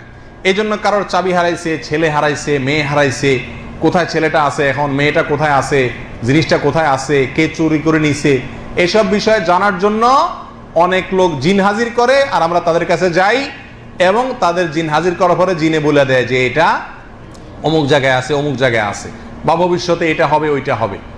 জিনেরা গায়েব জানে, এই আকীদা কোনো মুসলমান পোষণ করতে পারে না। এটা ইমানের সঙ্গে সাংঘর্ষিক, ইমান বিরুদ্ধ আকীদা। গায়েবের মালিক একমাত্র কে? আল্লাহ সুবহানাহু ওয়া তাআলা। আল্লাহ ছাড়া পৃথিবীতে নবী রাসূলগণও গায়েব জানেন না, ফেরেশতারাও গায়েব জানেন না, জিন জাতীয় গায়েব জানে না। তবে তাদেরকে আল্লাহ সুবহানাহু ওয়া তাআলা কিছু ক্ষমতা যেহেতু দিয়েছেন, এজন্য তারা কিছু কিছু কথা বলতে পারে যেগুলো দেখে আমরা মনে করি কি তারা বোধহয় গায়েব এর এলেম আছে, অদৃশ্যের এলেম আছে। মূলত এরকম কোনো কথা সঠিক নয়। এ বিষয়ে কোরআন কারীমের একটি আয়াতে স্পষ্ট ভাষা আল্লাহ সুবহানাহু ওয়া তাআলা বলেছেন সূরা সাবা 14 নম্বর আয়াতে, ফালাম্মা খাররা তাবায়্যানাতিল জিন্নু আল্লাউ কানু ইয়ালামুনাল গায়বা মা লাবিথু ফিল আযাবিল মুহিন। বাইতুল মাকদিস বা মসজিদে আকসা, এটা নির্মাণ করার জন্য সুলাইমান আলাইহিস সালাম জিনদের মধ্যে যারা নির্মাণ শ্রমিক এদেরকে লাগাইছিলেন। কোরআন কারীমে বিস্তারিত আলোচনা আছে। আল্লাহ সুবহানাহু ওয়া তাআলা সুলাইমান আলাইহিস সালামকে যে মওত দিয়েছেন, তখন তিনি সুপারভাইজ করতেছিলেন, এই নির্মাণ কাজের দেখাশোনা এবং নেতৃত্ব দিচ্ছিলেন। লাঠি নিয়ে ভর করে দাঁড়িয়ে অনেক দিন লাগছে এই মসজিদ নির্মাণ করতে। এর মধ্যে আল্লাহ সুবহানাহু ওয়া তাআলা তার মওত দিয়ে দিলেন। সুলাইমান আলাইহিস সালাম মারা গেলেন। কোন অবস্থায়? ওই লাঠি ভর দেওয়া অবস্থা। কিন্তু ওই অবস্থায় তিনি ছিলেন। জিনরা মনে করলো যে উনি হয়তো বেঁচে আছে, জন্য ভয়ে ভয়ে খুব ধুমছে কাজ শেষ করছে, কাজ করছে। যখন লাঠির নিচ দিয়া পোকা খেতে খেতে লাঠি ঠুনকো হয়ে গেছে, তখন তিনি পড়ে গেলেন। আর তখন জানতে পারছে শয়তানরা যে এই লোকটা তো আসলে বেঁচে নাই। তো আল্লাহ বলছেন, লাউ কানু ইয়ালামুনাল গায়ব, জিনরা যদি গায়েব জানতো তাহলে তারা তো এটাও জানতো যে সুলাইমান আলাইহিস সালাম মারা গেছে। তাহলে বোঝা গেল আয়াতে আল্লাহ সুবহানাহু ওয়া তাআলা পরিষ্কার ভাষায় বললেন যে জিনরা কি জানে না? গায়েব জানে না। জিনরা গায়েব জানে, এই আকীদা বিশ্বাস রাখা এটা ঈমানের জন্য হুমকি স্বরূপ এবং বিধ্বংসী আকীদা। এরপরে আসি, জিন কি মানুষের উপরে আসর করতে পারে কিনা? মানুষদের উপরে জিনে যে আসর করে আমরা শুনি, এটা কতটুকু বাস্তবতা আছে? আসলে জিনেরা কি মানুষের উপরে আসর করতে, অর্থাৎ আসর মানে প্রভাব বিস্তার করতে পারে কিনা, মানুষের উপরে ঝেঁকে বসতে পারে কিনা, মানুষের নিয়ন্ত্রণ সে নিয়ে নিতে পারে কিনা? এর উত্তর হলো হ্যাঁ, অবশ্যই জিনেরা মানুষের উপরে প্রভাব বিস্তার করতে পারে, মানুষকে স্পর্শ করে, টাচ করে মানুষের শরীরে মানুষকে পাগলের মতো করে দিতে পারে, এবং মানুষের উপরে ভর করে তাকে নিয়ন্ত্রণ করতে পারে, এবং মানুষের স্বাভাবিক জীবন ব্যাহত করে দিতে পারে, নষ্ট করে দিতে পারে, জীবনটাকে একেবারে বিষিয়ে তুলে দিতে পারে, পাগলে পরিণত করতে পারে মানুষকে। কে? জিনে। আল্লাহ সুবহানাহু ওয়া তাআলা এই পাওয়ার তাদেরকে দিয়েছেন। এই বিষয়ে কোরআন এবং হাদিসে বহু আয়াত এবং হাদিস রয়েছে। তার ভিতরে একটা হলো সূরা বাকারার 275 নম্বর আয়াত। আল্লাহ সুবহানাহু ওয়া তাআলা বলেছেন, আল্লাযীনা ইয়াকুলুনা আর-রিবা লা ইয়াকুমুনা ইল্লা কামা ইয়াকুমুল্লাযী ইয়াতাখাব্বাতুহু আশ-শাইতানু মিনাল মাস। যারা সুদের কারবার করে, আল্লাহ সুবহানাহু ওয়া তাআলা বলেন এরা দাঁড়াবে সেদিন কিয়ামতের দিন সেরকম যেরকম নাকি একজন ব্যক্তিকে শয়তান মাস করে, স্পর্শ করে, আসর করে, তার উপরে ঝেঁকে বসে ওই ব্যক্তিকে যেরকম বেহুশ করে দেয়, সেরকম বেহুশ হয়ে যাবে কারা? যারা সুদের কারবার করে তারা। তাহলে এই আয়াত থেকে বোঝা গেল শয়তান স্পর্শ করে মানুষকে বেহুশ করে, আল্লাহ তাই বলছেন। সূরা যুখরুফের 36 নম্বর আয়াতে আল্লাহ বলেছেন, ওয়ামাইয়াশু আন যিকরির রহমানি নুকাইয়িদ লাহু শাইতানান ফাহুয়া লাহু করিন। যে ব্যক্তি আল্লাহর জিকির থেকে গাফিল থাকে, নামাজ নাই, রোজা নাই, কোরআন তেলাওয়াত নাই, ইত্যাদি নাই, আল্লাহ বলেন তার জন্য আমি একজন শয়তান নিযুক্ত করে দিই এবং সে তার বন্ধু হয়ে যায়, তার সঙ্গে থাকে, তার কারিন হয়ে যায়, তার সঙ্গী হয়ে যায়। তাহলে এখান থেকে বোঝা গেল শয়তান মানুষের সঙ্গী হয়ে যেতে পারে। সূরা সাদের 41 নম্বর আয়াতে আল্লাহ সুবহানাহু ওয়া তাআলা আইয়ুব আলাইহিস সালাম সম্পর্কে বলেছেন, ওয়াযকুর আবদানা আইয়ুব ইয নাদা রাব্বাহু আন্নী মাসসানিয়াশ শাইতানু বিনুসবিন ওয়া আযাব। তোমরা স্মরণ করো আইয়ুবের কথা আমার নবী, যখন তিনি বলেছেন ও আমার রব, আমাকে স্পর্শ করেছে শয়তান, স্পর্শ করে আমাকে কষ্ট দিচ্ছে। এখান থেকে বোঝা গেল আল্লাহর নবী আইয়ুব আল্লাহর নবী ছিলেন আলাইহিস সালাতু ওয়াস সালাম, তাকে পর্যন্ত শয়তান স্পর্শ করছে, আসর করছে। তাহলে আমাদের সাধারণ মানুষকে শয়তান আসর করতে পারে কি পারে না? বোঝা গেল আয়াতগুলো থেকে পরিষ্কার ভাবে। এখন একটা জটিলতা হলো মানসিক রোগী যাদেরকে আমরা বলি, এদের সঙ্গে জিনে ধরা রোগীর হুবহু মিল আছে, দেখতে একই রকম লাগে। কিভাবে বুঝবো যে লোকটা কি মানসিক রোগী নাকি জিনে ধরা রোগী? এটা বোঝার জন্য অভিজ্ঞতার আলোকে বেশ অনেকগুলো পয়েন্ট বলেছেন বিশেষজ্ঞরা, যে পয়েন্টগুলো দিয়ে আমরা মোটামুটি পার্থক্য করতে পারবো যে কে মানসিক রোগী আর কে জিনের রোগী। আমাদের সমাজে বড় জটিলতা দেখা যায় মানসিক রোগী আর জিনের রোগী পৃথক করার ব্যাপারে। যারা জিনের চিকিৎসা করে তাদের কাছে আপনি একজন মানসিক রোগীকে নিয়ে গেলেও সে বলবে কি জিনে ধরছে, আর ভালো মানুষ নিয়ে গেলেও বলবে কি জিনে ধরছে, কারণ জিনে না ধরলে তার ব্যবসা জমবে না। তো আমরা এই পয়েন্টগুলো দ্বারা মোটামুটি নিরূপণ করতে সহজ হবে আমাদের জন্য যে মানসিক রোগীকে আর জিনে ধরা রোগী কে। এটা যদিও সবসময় নিরূপণ করা সম্ভব হয় না, কঠিন কাজ, তারপরে ওই আলামতগুলো দ্বারা সহজ হতে পারে। এক নম্বর হলো জিনে ধরা রোগী হঠাৎ হঠাৎ অনেক সময় বেহুশ হয়ে যায়। সব রোগী না, অনেক জিনে ধরা রোগী যার উপরে জিনে আসর করছে সে হঠাৎ হঠাৎ কি হয়ে যায়, বেহুশ হয়ে আবার নিজে নিজে হুঁশে চলে আসে। কিন্তু পাগল যে বা মানসিক রোগী যে, সে সাধারণত এরকম হয় না, একভাবে থাকে। হঠাৎ হঠাৎ বেহুশ হওয়া এটা তার মধ্যে খুব একটা দেখা যায় না। নাম্বার 2, কখনো কখনো জিনে ধরা রোগীর মুখ থেকে ফেনা বের হয়, দাঁতে খিল লেগে যায়, কিন্তু মানসিক রোগী তার এরকম হয় না সচরাচর। নাম্বার 3, জিনে ধরা রোগী প্রায় স্বপ্নে সাপ, কুকুর, বিচ্ছু, বানর, শিয়াল, ভীতিকর অনেক বস্তু দেখে এবং এগুলা শয়তানে তাকে ভয় দেখানোর জন্য করে। পাগল বা মস্তিষ্ক বিকৃত মানসিক রোগীর ভিতরে এই সমস্যাটা এরকম দেখা যায় না। নাম্বার 4, জিনে ধরা রোগী সবসময় ভয়ে থাকে, সবসময় ভয়ে থাকে। এর বিপরীতে মানসিক রোগীকে দেখবেন যে তার ভিতরে কোনো কি নাই, ভয় টয় নাই। পাগল যারা থাকে এদের ভিতরে কোনো ভয় আছে, দেখবেন যে এমন এমন কাজ করে বসে যে সাধারণ মানুষ করার সাহসও পায় না। কিন্তু জিনে ধরা রোগী সবসময় কি থাকে, ভীত বা সন্ত্রস্ত এবং আতঙ্কে থাকে। 5 নম্বর হলো জিনে ধরা রোগী নামাজ পড়া, কোরআন তেলাওয়াত করা, আল্লাহর জিকির এগুলো মোটেও পছন্দ করতে পারে না, এগুলো করলে অস্থির হয়ে যায়। সৌদি আরবে অনেক মাশায়েখ আছেন যারা এই জিনে ধরা রোগীদের চিকিৎসা করেন, ঝাড়ফুঁক করেন। তাদের কাছে যারা গেছেন আপনারা অনেকে দেখছেন, জানেন যে তেলাওয়াত যখন শুরু করেন যার ভেতরে জিনের আসর আছে, পাগলের মতো সে ছটফট করতে থাকে, সেখানে থাকতেই পারে না, বাইরে রাখতে হয় তাকে, শুধু তেলাওয়াতের কারণে এই প্রতিক্রিয়াটা সৃষ্টি হয়। অথচ মানসিক রোগীর ভিতরে এই সমস্যা থাকে না। নাম্বার 6, জিনে ধরা রোগী কখনো কখনো ভিন্ন ভাষায় ভিন্ন স্টাইলে কথা বলে, যেটা তার অজানা, গলার আওয়াজ চেঞ্জ, ভাষা চেঞ্জ, এগুলো সব ওই জিনে করে প্রভাবের মাধ্যমে। তো মানসিক রোগী সে মানসিক রোগী হওয়ার আগে যেভাবে কথা বলে পরেও ওইভাবেই থাকে, কথার ক্ষেত্রে ব্যাসম হয় না। 7 নম্বর হলো জিনে ধরা রোগী অধিকাংশ সময় স্বাভাবিক থাকে, মাঝে মধ্যে অস্বাভাবিক আচরণ করে, পাগলের মতো করে, সবসময় কন্টিনিউ খুব একটা করে না। কিন্তু মানসিক রোগী সাধারণত যতক্ষণ মানসিক রোগ হয় ততক্ষণ পর্যন্ত পাগলের মতো বা অস্বাভাবিক আচরণ করতেই থাকে। নাম্বার 8, জিনে ধরা রোগী তার থেকে অনেক সময় আশ্চর্যজনক অনেক কিছু দেখা যায়, যেমন গাছের ডালে উঠে বসে আছে। এরকম হয় কি হয় না? চিকন একটা ডালে বসে আছে, কিভাবে বসে আছে? কিন্তু কোনো মস্তিষ্ক বিকৃত ব্যক্তি বা মানসিক রোগী তার দ্বারা এরকম আশ্চর্যজনক জিনিস দেখা যাবে না বা যায় না। জিনে ধরা রোগী তার দ্বারা যে অলৌকিক অনেক কিছু দেখা যায়, এটা আমি নিজের চোখে বহুবার দেখার সুযোগ হয়েছে। কিছুদিন আগে আমার খুব নিকট আত্মীয়, আমার শ্যালিকার মেয়ে, একই বিল্ডিংয়ে থাকে আমার বাসায়, তো তাকে জিনে পেয়ে বসছে। তো তার দাঁড়ানো অবস্থা তাকে ধাক্কা মারে, স্বাভাবিক অবস্থা, এমন জোরে ধাক্কা মারে উপর হয়ে পড়ে যায়। এবং নামাজ পড়তে গেলে ধাক্কা মারে, অন্য সময় মারে না। নামাজে দাঁড়াইছে, বসছে, অজু করতে গেছে, ধাক্কাইতে ধাক্কাইতে অবস্থা খারাপ করে ফেলে। সবাই ভালো বাসার মধ্যে, তারা ধাক্কায় ফেলে দেয়। যারা জিনের অস্তিত্বকে অস্বীকার করেন সেসব দার্শনিক এবং বিজ্ঞানী ভাইরা আর কি ব্যাখ্যা দিবেন? তার পায়ে রশি বেঁধে রাখা লাগে, খাটের থেকে ফেলে দেয় টাইনা। রশি বাঁধলে, শক্ত রশি বাঁধছে, সঙ্গে সঙ্গে আবার খুলে গেছে। এটা কিভাবে সম্ভব? এগুলো সবগুলো এই অলৌকিক আশ্চর্যজনক জিনিসগুলো প্রমাণ করে যে এটা কিসে করছে?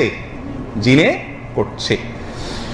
9 নম্বর হলো জিনে ধরা রোগীর কাছে তার স্বামী, ঘর, সংসার এগুলো সব বিতৃষ্ণ লাগে। এটা মানসিক রোগীর কাছেও হতে পারে, কিন্তু জিনে ধরার কাছে একেবারে বিতৃষ্ণই লাগে সব সময়। 10 নম্বর হলো জিনে ধরা রোগীর উপরে যখন জিন চড়াও হয় তখন ক্যামেরা দিয়ে ছবি তুললে অনেক সময় ছবি ঝাপসা আসে। মানসিক রোগীর বেলা সেটা আসে না। তবে এটা সব সময় সবার ক্ষেত্রে প্রযোজ্য হবে এমনটিও নয়। কোনো জিনে ধরা রোগীর ছবি পরিষ্কারও আসতে পারে, সেটা ভিন্ন বিষয়। তাহলে এই আলামতগুলো দ্বারা, মোটামুটি 10টি আলামত দ্বারা আমরা চিহ্নিত করতে পারবো বা পৃথক করা সহজ হবে কে মানসিক রোগী আর কে জিনে ধরা। আমাদের সমাজে একটা সমস্যা আছে, কিছু লোক আছে যারা জিনে ধরা রোগী সাজে, আসলে তাদের জিনেও ধরে নাই, মানসিক রোগ তো নাই। তো জিনে ধরা রোগী যা যা করে তা তা করে। এখন এগুলা করলে অনেক সময় আমরা বিশ্বাস করতে বাধ্য হই যে আসলেই জিনে টিনে ধরছে কিনা। তো এগুলো যারা করে তারা আসলে বিশেষ কোনো টার্গেটের জন্য করে, কিছু পাওয়ার জন্য করে। তো তার পাওয়ার জিনিসটা যদি তাকে দেওয়ার ওয়াদা করা হয়, দেখবেন যে এটা চলে গেছে, তাহলে বুঝবেন এটা আসলে ধান্দাবাজ, নকল জেনে ধরা রোগী, আসল জেনে ধরা রোগী না। এটাও মোটামুটি বোঝা যায় এবং চিহ্নিত করা যায়। এরপরে আসি, কি কারণে জিন মানুষের উপরে চড়াও হয়? সাধারণত আসর করে বসে, প্রভাব করে বসে, এবং জিনে হামলা করে করে আপনার জীবনকে ধ্বংস করে দেয়, পাগল বানায় দেয় আপনাকে। কেন এই সমস্যাগুলো সাধারণত হয়? কাদের উপরে হয়? কেন হয়? এর অনেকগুলো কারণ আছে। এর ভিতরে একটা হলো, জিনের প্রতি যদি জুলুম অবিচার করেন, জিনদের বসবাসের জায়গাতে আপনি আগুন জ্বালায় দিলেন বা আগুন গরম পানি ঢেলে দিলেন বা তাদেরকে ডিস্টার্ব করলেন এক কথায়, তখন তারা দেখা যায় আপনার উপরে প্রভাব বিস্তার করে বা আপনার পরিবারের কোনো সদস্যের উপরে ঝেঁকে বসে। বলে জিনদেরকে আমরা কষ্ট দিতে পারি? হ্যাঁ, আমাদের কষ্ট দেওয়ার বহুত পদ্ধতি আছে। তার বসবাসের জায়গায় আপনি পেশাব করে দিলেন, তখন তার কষ্ট হবে। গরম পানি ঢেলে দিলেন, তখন তার কষ্ট হবে। তার বসবাসের জায়গাগুলো কি সেটা আমরা পরে আলোচনা করবো। একটু পরে আমরা বলতেছি যে কিছু কিছু জায়গা আছে যে জায়গাগুলোতে জিন কি থাকে, বেশি থাকে, এবং হাদিসে সেই জায়গাগুলোর কথাও বলা আছে। অতএব এই কারণে অনেক সময় জিনের আক্রমণের শিকার হয়, আমরা অজান্তে তাদেরকে ক্ষতি করে ফেলি। নাম্বার 2, অতিরিক্ত ভয় যাদের উপরে থাকে, যাদের মধ্যে থাকে, এই ভীতু টাইপের বা অতিরিক্ত ভয় থাকা লোকগুলাকেও শয়তান বা দুষ্ট জিনে কি করে? আক্রমণ করে। নাম্বার 3, মাত্রাতিরিক্ত উদাসীনতা, বেখিয়াল এবং বিশেষ করে আল্লাহর জিকির থেকে গাফেল, এটাও জিনে আক্রমণের একটা বড় কারণ। আপনারা বলবেন যারা অমুসলিম কই, তাদের মধ্যে তারা তো আল্লাহর জিকির থেকে পুরাই গাফেল, তাদের তো আমরা দেখি না জিনে ধরা রোগী আক্রমণ করছে। তাদেরকে তো দুষ্ট জিন বা শয়তানে জাহান্নামের পথে নিয়েই রাখছে, আর এরপরেও তাদের মধ্যেও জেনে ধরার প্রবণতা বা ঘটনা ঘটে, কিন্তু সেগুলোকে তারা মানসিক রোগী হিসেবে সারা জীবন চিকিৎসা করে, কিন্তু কোনো উপকার পায় না। নাম্বার 4, নোংরা এবং অপবিত্র থাকা। যেই ঘরে বা যেই ব্যক্তি অতিরিক্ত নোংরা থাকে, অপবিত্র থাকে, ওই জায়গাতে ওই ব্যক্তিকে জিনে ধরার বা জিনে তার উপরে প্রভাব বিস্তার করার, আসর করার আশঙ্কা বেশি থাকে, কারণ নোংরা জায়গায় জিনের অবস্থান বেশি থাকে। নাম্বার 5, অপবিত্র স্থানে যে বসবাস করে, অপবিত্র স্থানে থাকে বা বাসার ভিতরে অপবিত্রতা, পেশাবের গন্ধ সব সময়, পেশাব থাকে, ময়লা থাকে, এগুলা জিনের আখড়া থাকে সাধারণত। ওই রকম জায়গাতেও জিনে ওই রকম ব্যক্তিকেও প্রভাব বিস্তার করে, আসর করে বসে যে এরকম অপবিত্র স্থানে থাকে। এরকম আরো বহু কারণ থাকতে পারে যে কারণে জিনের আসর মানুষের উপরে পড়ে থাকে। শেষ পয়েন্ট, মূল পয়েন্ট, আমাদের জন্য সবচেয়ে বেশি দরকারি পয়েন্ট, সেটা হলো জিনের আসর থেকে বাঁচার জন্য আমরা কি করতে পারি, কি চিকিৎসা নিতে পারি, কি কি পদ্ধতি অবলম্বন করতে পারি, কি কি আমল করতে পারি, যা করলে জিনের প্রভাব থেকে, জিনের আক্রমণ থেকে, জিনের আসর থেকে আমরা বাঁচতে পারবো, আত্মরক্ষা করতে পারবো, বা চিকিৎসা আমাদের হবে। দুষ্ট জিনের আক্রমণ থেকে বাঁচার জন্য অনেকগুলো আমল আছে বিষয়ে, আমরা সেখান থেকে 12টি আমলের কথা বলবো। এই আমলগুলো নিয়মিত করলে পরিবার এবং নিজে জিনের আক্রমণ থেকে বাঁচা যাবে, আর আক্রমণ করে থাকলে সেখান থেকে আল্লাহ সুবহানাহু ওয়া তাআলা রক্ষা করবেন, চিকিৎসা হবে। নাম্বার 1, 5 ওয়াক্ত সালাত সময় মতো সঠিকভাবে আদায় করতে হবে।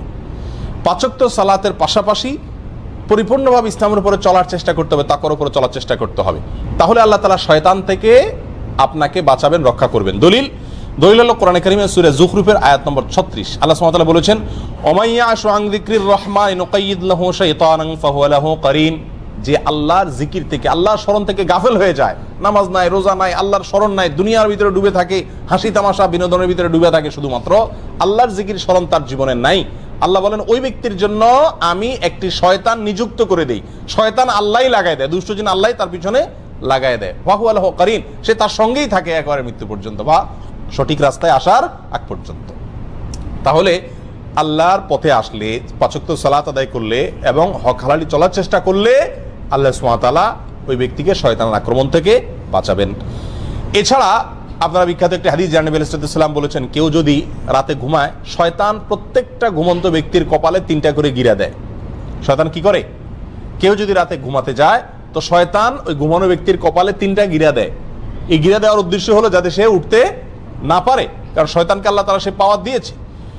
তো শারীরিকভাবে তাকে দুর্বল করে ফেলে, অলস করে ফেলে, শরীরকে মেজমেজ করায় দেয়, সে নামাজের জন্য ফজরের সময় উঠার ক্ষমতা যাতে না থাকে। তখন সাহস করে ইমানি শক্তির বলে বলিয়ান হয়ে যদি কেউ উঠতে পারে, একটা গিরা খুলে যায়, এরপরে ওযু করে নামাজ পড়তে গেলে বাকি গিরাগুলো খুলে যায়। খেয়াল করে দেখবেন যে ফজর নামাজ যদি পড়তে যান, ঘুম থেকে উঠে ওযু করে, শরীরের ভিতরে যে একটা অলসতা ছিল পুরাটাই কেটে যায়, কারণ যে গিরাগুলো সব খুলে গেছে। তাহলে 5 ওয়াক্ত সালাতের মাধ্যমে কি করা যায়? শয়তানের আক্রমণ থেকে রক্ষা পাওয়া যায়। দ্বিতীয় করণীয় হলো, সকাল সন্ধ্যায় নবী আলাইহিস সালাম বহুত গুরুত্বপূর্ণ জিকির এবং দোয়া শিখাইছেন। নিয়মিত যদি কোনো পরিবারের সদস্যরা সকাল সন্ধ্যার এই দোয়াগুলা সব সময় করে, কোনো কষ্টের বিষয় না, খুব সহজ, তাহলে ওই পরিবারের সদস্যদেরকে আল্লাহ তাআলা জিনের আক্রমণ থেকে কি করেন? বাঁচান। সকাল সন্ধ্যার দোয়া অনেক, সেখান থেকে আমরা কয়েকটা এই সংক্রান্ত সরাসরি এই জিনবাদ দুষ্ট জিনের ক্ষতি থেকে বাঁচার জন্য যেগুলো কার্যকর, সেরকম কয়েকটি দোয়ার কথা বলবো। এর ভিতরে একটা দোয়া হলো আউযু বিকালিমাতিল্লাহি তাম্মাতি মিন শাররি মা খালাক, অর্থাৎ আমি আশ্রয় চাই আল্লাহর পূর্ণাঙ্গ কালিমার, পূর্ণাঙ্গ বাক্যের মাধ্যমে আল্লাহ যত সৃষ্টি করেছেন ক্ষতিকর বস্তু, সেগুলোর ক্ষতি থেকে। তাহলে দুষ্ট জিনও আল্লাহর ক্ষতিকর সৃষ্টি, বা সে আমার ক্ষতি করতে পারে, তার ক্ষতি থেকে আল্লাহর কাছে আশ্রয় চাইলাম। এই দোয়াটি যদি 3 বার সকাল এবং সন্ধ্যা পাঠ করে, সহিহ মুসলিম হাদিসে আসছে, আরো অন্য হাদিসের কিতাবে আসছে, আল্লাহ তাআলা সারাদিন সারা রাত ওই ব্যক্তিকে সব ধরনের বস্তুর ক্ষতি থেকে, জিনের দুষ্ট জিনের ক্ষতি থেকে আল্লাহ তাআলা কি করবেন? রক্ষা করবেন। একই দোয়া সফরে গেলে, বিভিন্ন জায়গায়, নতুন কোনো জায়গায় গেলেও পড়ার কথা বলা আছে। তাহলে ওই জায়গায় অবস্থানরত জিন বা দুষ্ট কোনো শয়তান আপনাকে কি করতে পারবে না? আক্রমণ করতে পারবে না। আপনার পরিবারকে আল্লাহ বাঁচাবেন। আর এমনিও সাধারণ অবস্থাতে দোয়া বেশি বেশি পড়া উচিত, বিশেষ করে বাচ্চাদেরকে দোয়া পড়ে ফু দেওয়া উচিত। আউযু বিকালিমাতিল্লাহি তাম্মাতি মিন শাররি মা খালাক, 3 বার সকাল, 3 বার সন্ধ্যায়। সকাল সন্ধ্যা পাঠযোগ্য দ্বিতীয় আরেকটি আমল হলো আয়াতুল কুরসি পাঠ করা। আয়াতুল কুরসি এমন একটি আমল, নগদ ফায়দা হয় জিনের রোগীকে এই আয়াতুল কুরসি পড়ে ঝাড়ফুঁক করলে, এবং এটা বিশেষ ব্যক্তিরাই করতে হবে এমন কোনো কথা নাই, বরং আমরা সবাই করতে পারি। নবী আলাইহিস সালাম আমাদের সবার জন্য শিখাইছেন, বলে দেন না যে শুধুমাত্র যারা ঝাড়ফুঁক করে তারাই করবে, যার কারণে আমরা সবাই এই আমলগুলো করতে পারি। আয়াতুল কুরসি এটা 3 সময় বিশেষভাবে পড়ার কথা আছে। এক হলো সকাল এবং সন্ধ্যায়, আরেকটা হলো যে 5 ওয়াক্ত নামাজের পরে একবার করে, আরেকটা হলো শোয়ার সময়। শোয়ার সময় যদি কেউ আয়াতুল কুরসি পড়ে, তো আল্লাহ সুবহানাহু ওয়া তাআলা তাকে সারা রাত শয়তানের আক্রমণ থেকে বাঁচায় রাখেন। এবারে একটা মজার ঘটনা বর্ণিত আছে আবু হুরায়রা রাদিয়াল্লাহু তাআলা আনহু থেকে। আবু হুরায়রা রাদিয়াল্লাহু তাআলা আনহুকে রাসূল আকরাম সাল্লাল্লাহু আলাইহি ওয়াসাল্লাম একবার যাকাতের মাল পাহারাদারি করার জন্য রাতে নাইট গার্ড হিসেবে নিয়োগ দিলেন। তিনি রাতে পাহারাদারি করতেছিলেন, হঠাৎ করে ওই মাল পাহারাদারি করার অবস্থায় দেখলেন যে একটা লোক আসলো, আয়েশা ওখান থেকে কিছু মাল নিয়ে চলে যাচ্ছে। তিনি খপ করে ধরলেন, ধরে বললেন, এই মিয়া, যাকাতের মাল থেকে তুমি চুরি করতেছো? তখন বললো যে ভাই আমি খুব গরিব মানুষ, আমার বাচ্চা কাচ্চা খাইতে পায় না, আমার ছেড়ে দেন, আমি খুব কষ্টে আছি। ওনার দয়া হয়েছে, ছেড়ে দিছে। পরের দিন তিনি রাসূল আকরাম সাল্লাল্লাহু আলাইহি ওয়াসাল্লামের কাছে ঘটনাটা বলার পর রাসূল আকরাম সাল্লাল্লাহু আলাইহি ওয়াসাল্লাম বললেন, ওই লোকটা তোমার মিথ্যা কথা বলছে, সে দেখবা আবার আসবে। ঠিকই পরের দিন আবার আসছে এবং একইভাবে একই সে সুর তুলছে। তখন তিনি খুব শক্তভাবে ধরলেন, আবার সে অনুনয় করার পরে ওনার দিলেন, মায়া হলো, ছেড়ে দিলেন। পরের দিন রাসূল আকরাম সাল্লাল্লাহু আলাইহি ওয়াসাল্লামের কাছে যাওয়ার পরে আবার বললেন, ইয়া রাসূলুল্লাহ, একইভাবে আসছে। রাসূল আকরাম সাল্লাল্লাহু আলাইহি ওয়াসাল্লাম বললেন যে কি বলছে? বলে এটা বলছে। তখন তিনি বললেন যে সে মিথ্যা কথা বলছে, আবার আসবে। 3 নম্বর দিন আবার আসছে। আসলে আবু রাদিয়াল্লাহু তাআলা এই বাদ ধরছে, ভালো করে জাবড়ায়, তোমার আজকে আর ছাড়তেছি না, আমি রাসূল আকরাম সাল্লাল্লাহু আলাইহি ওয়াসাল্লাম নিয়েই ছাড়বো আজকে তোমাকে, মিথ্যা কথা বলো প্রতিদিন তুমি। তখন সে বলতেছে, ভাই আমি তোমাকে একটা খুব বড় গুরুত্বপূর্ণ জিনিস শিখাই দেব, আত্মরক্ষার জন্য বিরাট একটা সূত্র তোমাকে বলে দিব, তুমি আমাকে সেই বিনিময়ে ছেড়ে দাও। তো বললেন যে কি বলে দিবা, বলো দেখি। তখন লোকটা বললো যে দেখো, তুমি যদি প্রতিদিন রাতে শোয়ার সময় আয়াতুল কুরসি পড়ো আর পড়ে ঘুমাও, তো শয়তান তোমাকে অ্যাটাক করতে পারবে না, আল্লাহ তাআলা তোমাকে হেফাজত করবেন ফেরেশতাদের মাধ্যমে, আল্লাহ তাআলা তোমাকে হেফাজত করবেন। এই কথা শোনার পরে আবু রাদিয়াল্লাহু চিন্তা করছেন যে একটা ভালো জিনিস শিখেছে যখন, ছেড়ে দিস। তখন পরের দিন যাওয়ার পরে নবী আলাইহিস সালাম জিজ্ঞেস করলেন, কি খবর তোমার আসামির? আবু হুরায়রা বললেন, ইয়া রাসূলুল্লাহ, আসামি তো আবারও আসছে, আবারও ধরছি, তবে সে আমার একটা জিনিস শিখাইছে, এই জন্য তারা ছেড়ে দিছি। রাসূল আকরাম সাল্লাল্লাহু আলাইহি ওয়াসাল্লাম বলেন যে কি শিখাইছে? বলেন যে এই জিনিস বলছে। তখন রাসূল আকরাম সাল্লাল্লাহু আলাইহি ওয়াসাল্লাম বলছেন যে দেখো, ও হলো শয়তান, ও তো সত্য কথা কখনো বলে না, তবে এই কথাটা সত্য বলছে, এটা ঠিকই বলছে যে আয়াতুল কুরসি বললে সে তোমার ক্ষতি করতে পারবে না, এই চুরি দাড়ি যা দেখতেছো এই সব ক্ষতি থেকে বাঁচতে পারবা আয়াতুল কুরসি রাত্রে পড়লে। এটা মহৌষধের মতো কাজ করে। আর সকাল সন্ধ্যা আয়াতুল কুরসির ভরও হাদিসের ভিতরে বর্ণিত আছে যে ব্যক্তি আয়াতুল কুরসি সকাল এবং সন্ধ্যায় একবার করে পড়বে, আল্লাহ সুবহানাহু ওয়া তাআলা শয়তান থেকে রক্ষা করবেন। তারগীব এবং তারহিবে হাদিসটি বর্ণিত হয়েছে। আর 5 ওয়াক্ত সালাতের পরেও আছে। অতএব আয়াতুল কুরসি পড়বো। সকাল সন্ধ্যা আমলের ভিতরে আরেকটি আমল আছে, যে আমলটি হলো সূরা ইখলাস 3 বার, সূরা ফালাক 3 বার, সূরা নাস 3 বার। এগুলো 3 বার যদি পাঠ করা হয় সকালে এবং সন্ধ্যায়, আল্লাহ তাআলা সব কিছুর ক্ষতি থেকে বাঁচায় রাখেন। সুনান আবু দাউদ এবং তিরমিজিতে হাদিসটি বর্ণিত হয়েছে। 3 বার কুল হুয়াল্লাহ, 3 বার সূরা কুল আযুর ফালাক এবং 3 বার কুল আযুর রাব্বিন নাস। সকালে 3 বার, সন্ধ্যায় 3 বার, ইনশাআল্লাহ সব কিছুর ক্ষতি থেকে আপনি বাঁচবেন। 4 নম্বর সকাল সন্ধ্যার আমল হলো বিসমিল্লাহিল্লাযী লা ইয়াদুররু মা ইসমিহি শাইউন ফিল আরদি ওয়ালা ফিস সামা ওয়া হুয়াস সামিউল আলিম। এই দোয়াটি সকালে 3 বার, সন্ধ্যায় 3 বার পাঠ করা। দোয়ার অর্থ হলো, ওই আল্লাহর নামে আমি শুরু করতেছি সকাল বা সন্ধ্যা, যে আল্লাহর নামে কোনো কিছু কোনো ক্ষতি করতে পারে না। এই দোয়া সকালে 3 বার, সন্ধ্যায় 3 বার পাঠ করলো, আল্লাহ তাআলা হেফাজত করেন। তাহলে সকাল সন্ধ্যার দোয়াগুলো পাঠ করলে জিনের, দুষ্ট জিনের আক্রমণ থেকে বাঁচা যায়। বিশেষ করে এই 4টি দোয়ার কথা বললাম। তাহলে 2টি আমল গেল। 1 নম্বর আমল হলো যে 5 ওয়াক্ত নামাজ এবং হক হালালি তাকওয়ার উপরে চলার চেষ্টা করা। 2 নম্বর আমল হলো সকাল সন্ধ্যার দোয়াগুলো নিয়মিত পড়ার চেষ্টা করা, বিশেষ করে এই দোয়াগুলো। 3 নম্বর আমলে আসি। 3 নম্বর আমল হলো খাবার গ্রহণ করার সময় বিসমিল্লাহ পাঠ করা। কারণ হাদিসে আসছে, নবী আলাইহিস সালাম বলেছেন, সহিহ মুসলিমে বর্ণিত হয়েছে, যদি কেউ খাদ্য গ্রহণের সময় বিসমিল্লাহ না বলে, তখন শয়তান ওই তার খাবারে যোগ দেয় এবং তার সঙ্গে খাবারে অংশগ্রহণ করে। তাহলে শয়তান থেকে, আপনার খাবার থেকে বাঁচাইতে চাইলে খাবারের শুরুতে কি পড়তে হবে? বিসমিল্লাহ। এবং সবাইকে এটা শিখাইতে হবে পরিবারের, যে বিসমিল্লাহ ছাড়া কোনো খাবার শুরু করা যাবে না। একইভাবে ঘরে প্রবেশের সময় বিসমিল্লাহ পড়ে প্রবেশ করতে হবে। কারণ এই বিষয়ে হাদিসে বর্ণিত হয়েছে, নবী আলাইহিস সালাম বলেছেন যে ঘরে ঢোকার সময় যদি কেউ বিসমিল্লাহ বলতে ভুলে যায়, তখন শয়তানের দলনেতা বলে যে এই বাসায় আজকে থাকার এবং রাত্রে এদের সাথে খাওয়ার সুযোগ হয়ে গেল, ঢুকো সবাই। দলে দলে আপনার সাথে শয়তান ঢুকে পড়ে এবং আপনার ক্ষতি করে। আর যদি বিসমিল্লাহ কেউ পড়ে, তখন শয়তান আর তার দলনেতারা বলে যে আজকে এই বাসায় থাকার এবং খাওয়ার সুযোগ হইল আর না। এই জন্য বাসায় যতজন ঢুকবে, যে কোনো রুমে থাকবেন, আপনি ঢুকার সময় কি পড়বেন? বিসমিল্লাহ পড়বেন। 4 নম্বর আমল হলো হাই আসলে হাত দেওয়া বা কিরকম কিছু দিয়ে মুখ ঢাকা। এটা পরীক্ষিত, যাদেরকে জিনে আক্রমণ করে এরকম বহু রোগীকে দেখেছি আমরা, যে তারা বেশি বেশি হাই তুললে ওই সুযোগে জিন বা দুষ্ট জিন, শয়তান মানুষের শরীরে প্রবেশ করে মানুষের ক্ষতি করার চেষ্টা করে। এই জন্য হাই তোলার সময় হাত দিতে হবে। নবী আলাইহিস সালাম এটা শিখাইছেন, সহিহ মুসলিম, আবু দাউদে হাদিসটি বর্ণিত হয়েছে। তোমাদের কেউ যদি হাই তোলে, সেই জন্য তার মুখে হাত দিয়ে বা কোনো কিছু দিয়ে বাধা দেয়, কারণ হাই তোলার সময় শয়তান প্রবেশ করে। তাহলে হাই তোলার সময় হাত দিতে হবে। 5 নম্বর আমল হলো ঘুম থেকে উঠার পর অজু করার সময় নাকে পানি দিয়ে নাক ঝাড়া। কারণ হাদিসে আসছে, রাত্রে যখন মানুষ ঘুমায়, নাকের বাঁশির ভেতরে শয়তান গিয়ে বাসা বাঁধে। যদি নাকে পানি দিয়ে ঝাড়ায় 3 বার, তখন সে বের হয়ে যেতে বাধ্য হয়। 6 নম্বর আমল হলো শয়তান এবং দুষ্টজিনের আক্রমণ থেকে বাঁচার জন্য পরিষ্কার পরিচ্ছন্নতা অবলম্বন করা। কারণ অপরিষ্কার এবং নোংরা জায়গায় শয়তানের অবস্থান থাকে। এ বিষয়ে বিভিন্ন বর্ণনা পাওয়া যায় এবং আল্লামা ইবনে তাইমিয়া রাহিমাহুল্লাহ বলেছেন, সাধারণত জিনেরা দুষ্ট জিনেরা ময়লা আবর্জনা মলমূত্র ত্যাগের খারাপ জায়গা এগুলোতে থাকে।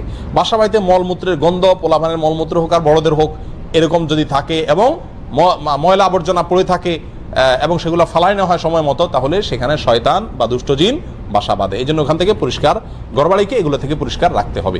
7 নম্বর আমল হলো পেশাব পায়খানা দুষ্ট জিনের বড় একটা আখড়া। এটা পরীক্ষিত একটি বিষয়। সাহাবা একরামের যুগে এক লোক আক্রমণের শিকার হয়েছেন টয়লেটের ভেতরে, এবং নবী আলাইহিস সালাম থেকে সুস্পষ্টভাবে বর্ণিত হয়েছে হাদিসে বিষয়ে যে টয়লেটে, পেশাব পায়খানার জায়গাতে, বাথরুমের ভিতরে দুষ্ট জিন তার বাসা বাঁধে, নোংরা জিনেরা বাসা বাঁধে। সেই জন্য টয়লেটে যাওয়ার সময় দোয়া পড়লে তার ক্ষতি থেকে বাঁচা যায়। দোয়াটা কি? আল্লাহুম্মা ইন্নী আউযু বিকা মিনাল খুবুসি ওয়াল খাবাইস। খুবুস আর খাবাইস বলতে দুষ্ট জিনকেই বোঝানো হয়েছে। আল্লাহ, আমি আপনার কাছে আশ্রয় চাই দুষ্ট জিনের আক্রমণ থেকে। এটা বাথরুমে ঢোকার আগে পড়তে হয়। কেন?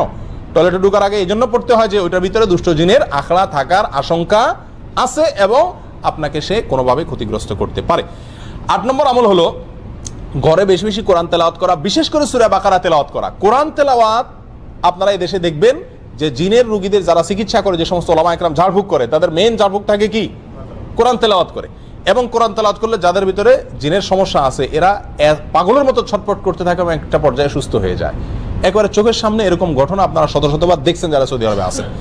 তো কোরআন তেলাওয়াতের আমলের মাধ্যমে দুষ্ট জিন থেকে বাঁচা যায়। ঘরে কোরআন তেলাওয়াতের সিস্টেম চালু রাখতে হবে, নিজেরা না পারলে রেকর্ড করা কোরআন তেলাওয়াত চালা রাখতে হবে, তবুও কোরআন তেলাওয়াতের অভ্যাস ঘরের ভিতরে চালু করতে হবে, বিশেষ করে সূরা বাকারা। কারণ সূরা বাকারার এক্ষেত্রে বিশেষ কার্যকর ক্ষমতা আছে। আল্লাহ সুবহানাহু ওয়া তাআলা সূরা বাকারার মাধ্যমে দুষ্ট জিনের আক্রমণ থেকে মানুষকে বাঁচান।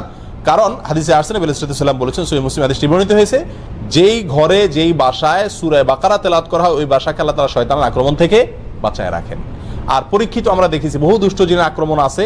আমি ব্যক্তিগতভাবে অনেককে এই আমলটা দিছি এবং ফলাফল জানাইছেন যে নগদ ফলাফল পাইছেন। সূরা বাকারা যতক্ষণ পড়ছে তখন মতো জিনের আক্রমণ করা রোগীর কোনো ক্ষতি হয়নি, আত্মরক্ষাও করা যায়, চিকিৎসাও হয় এর মাধ্যমে।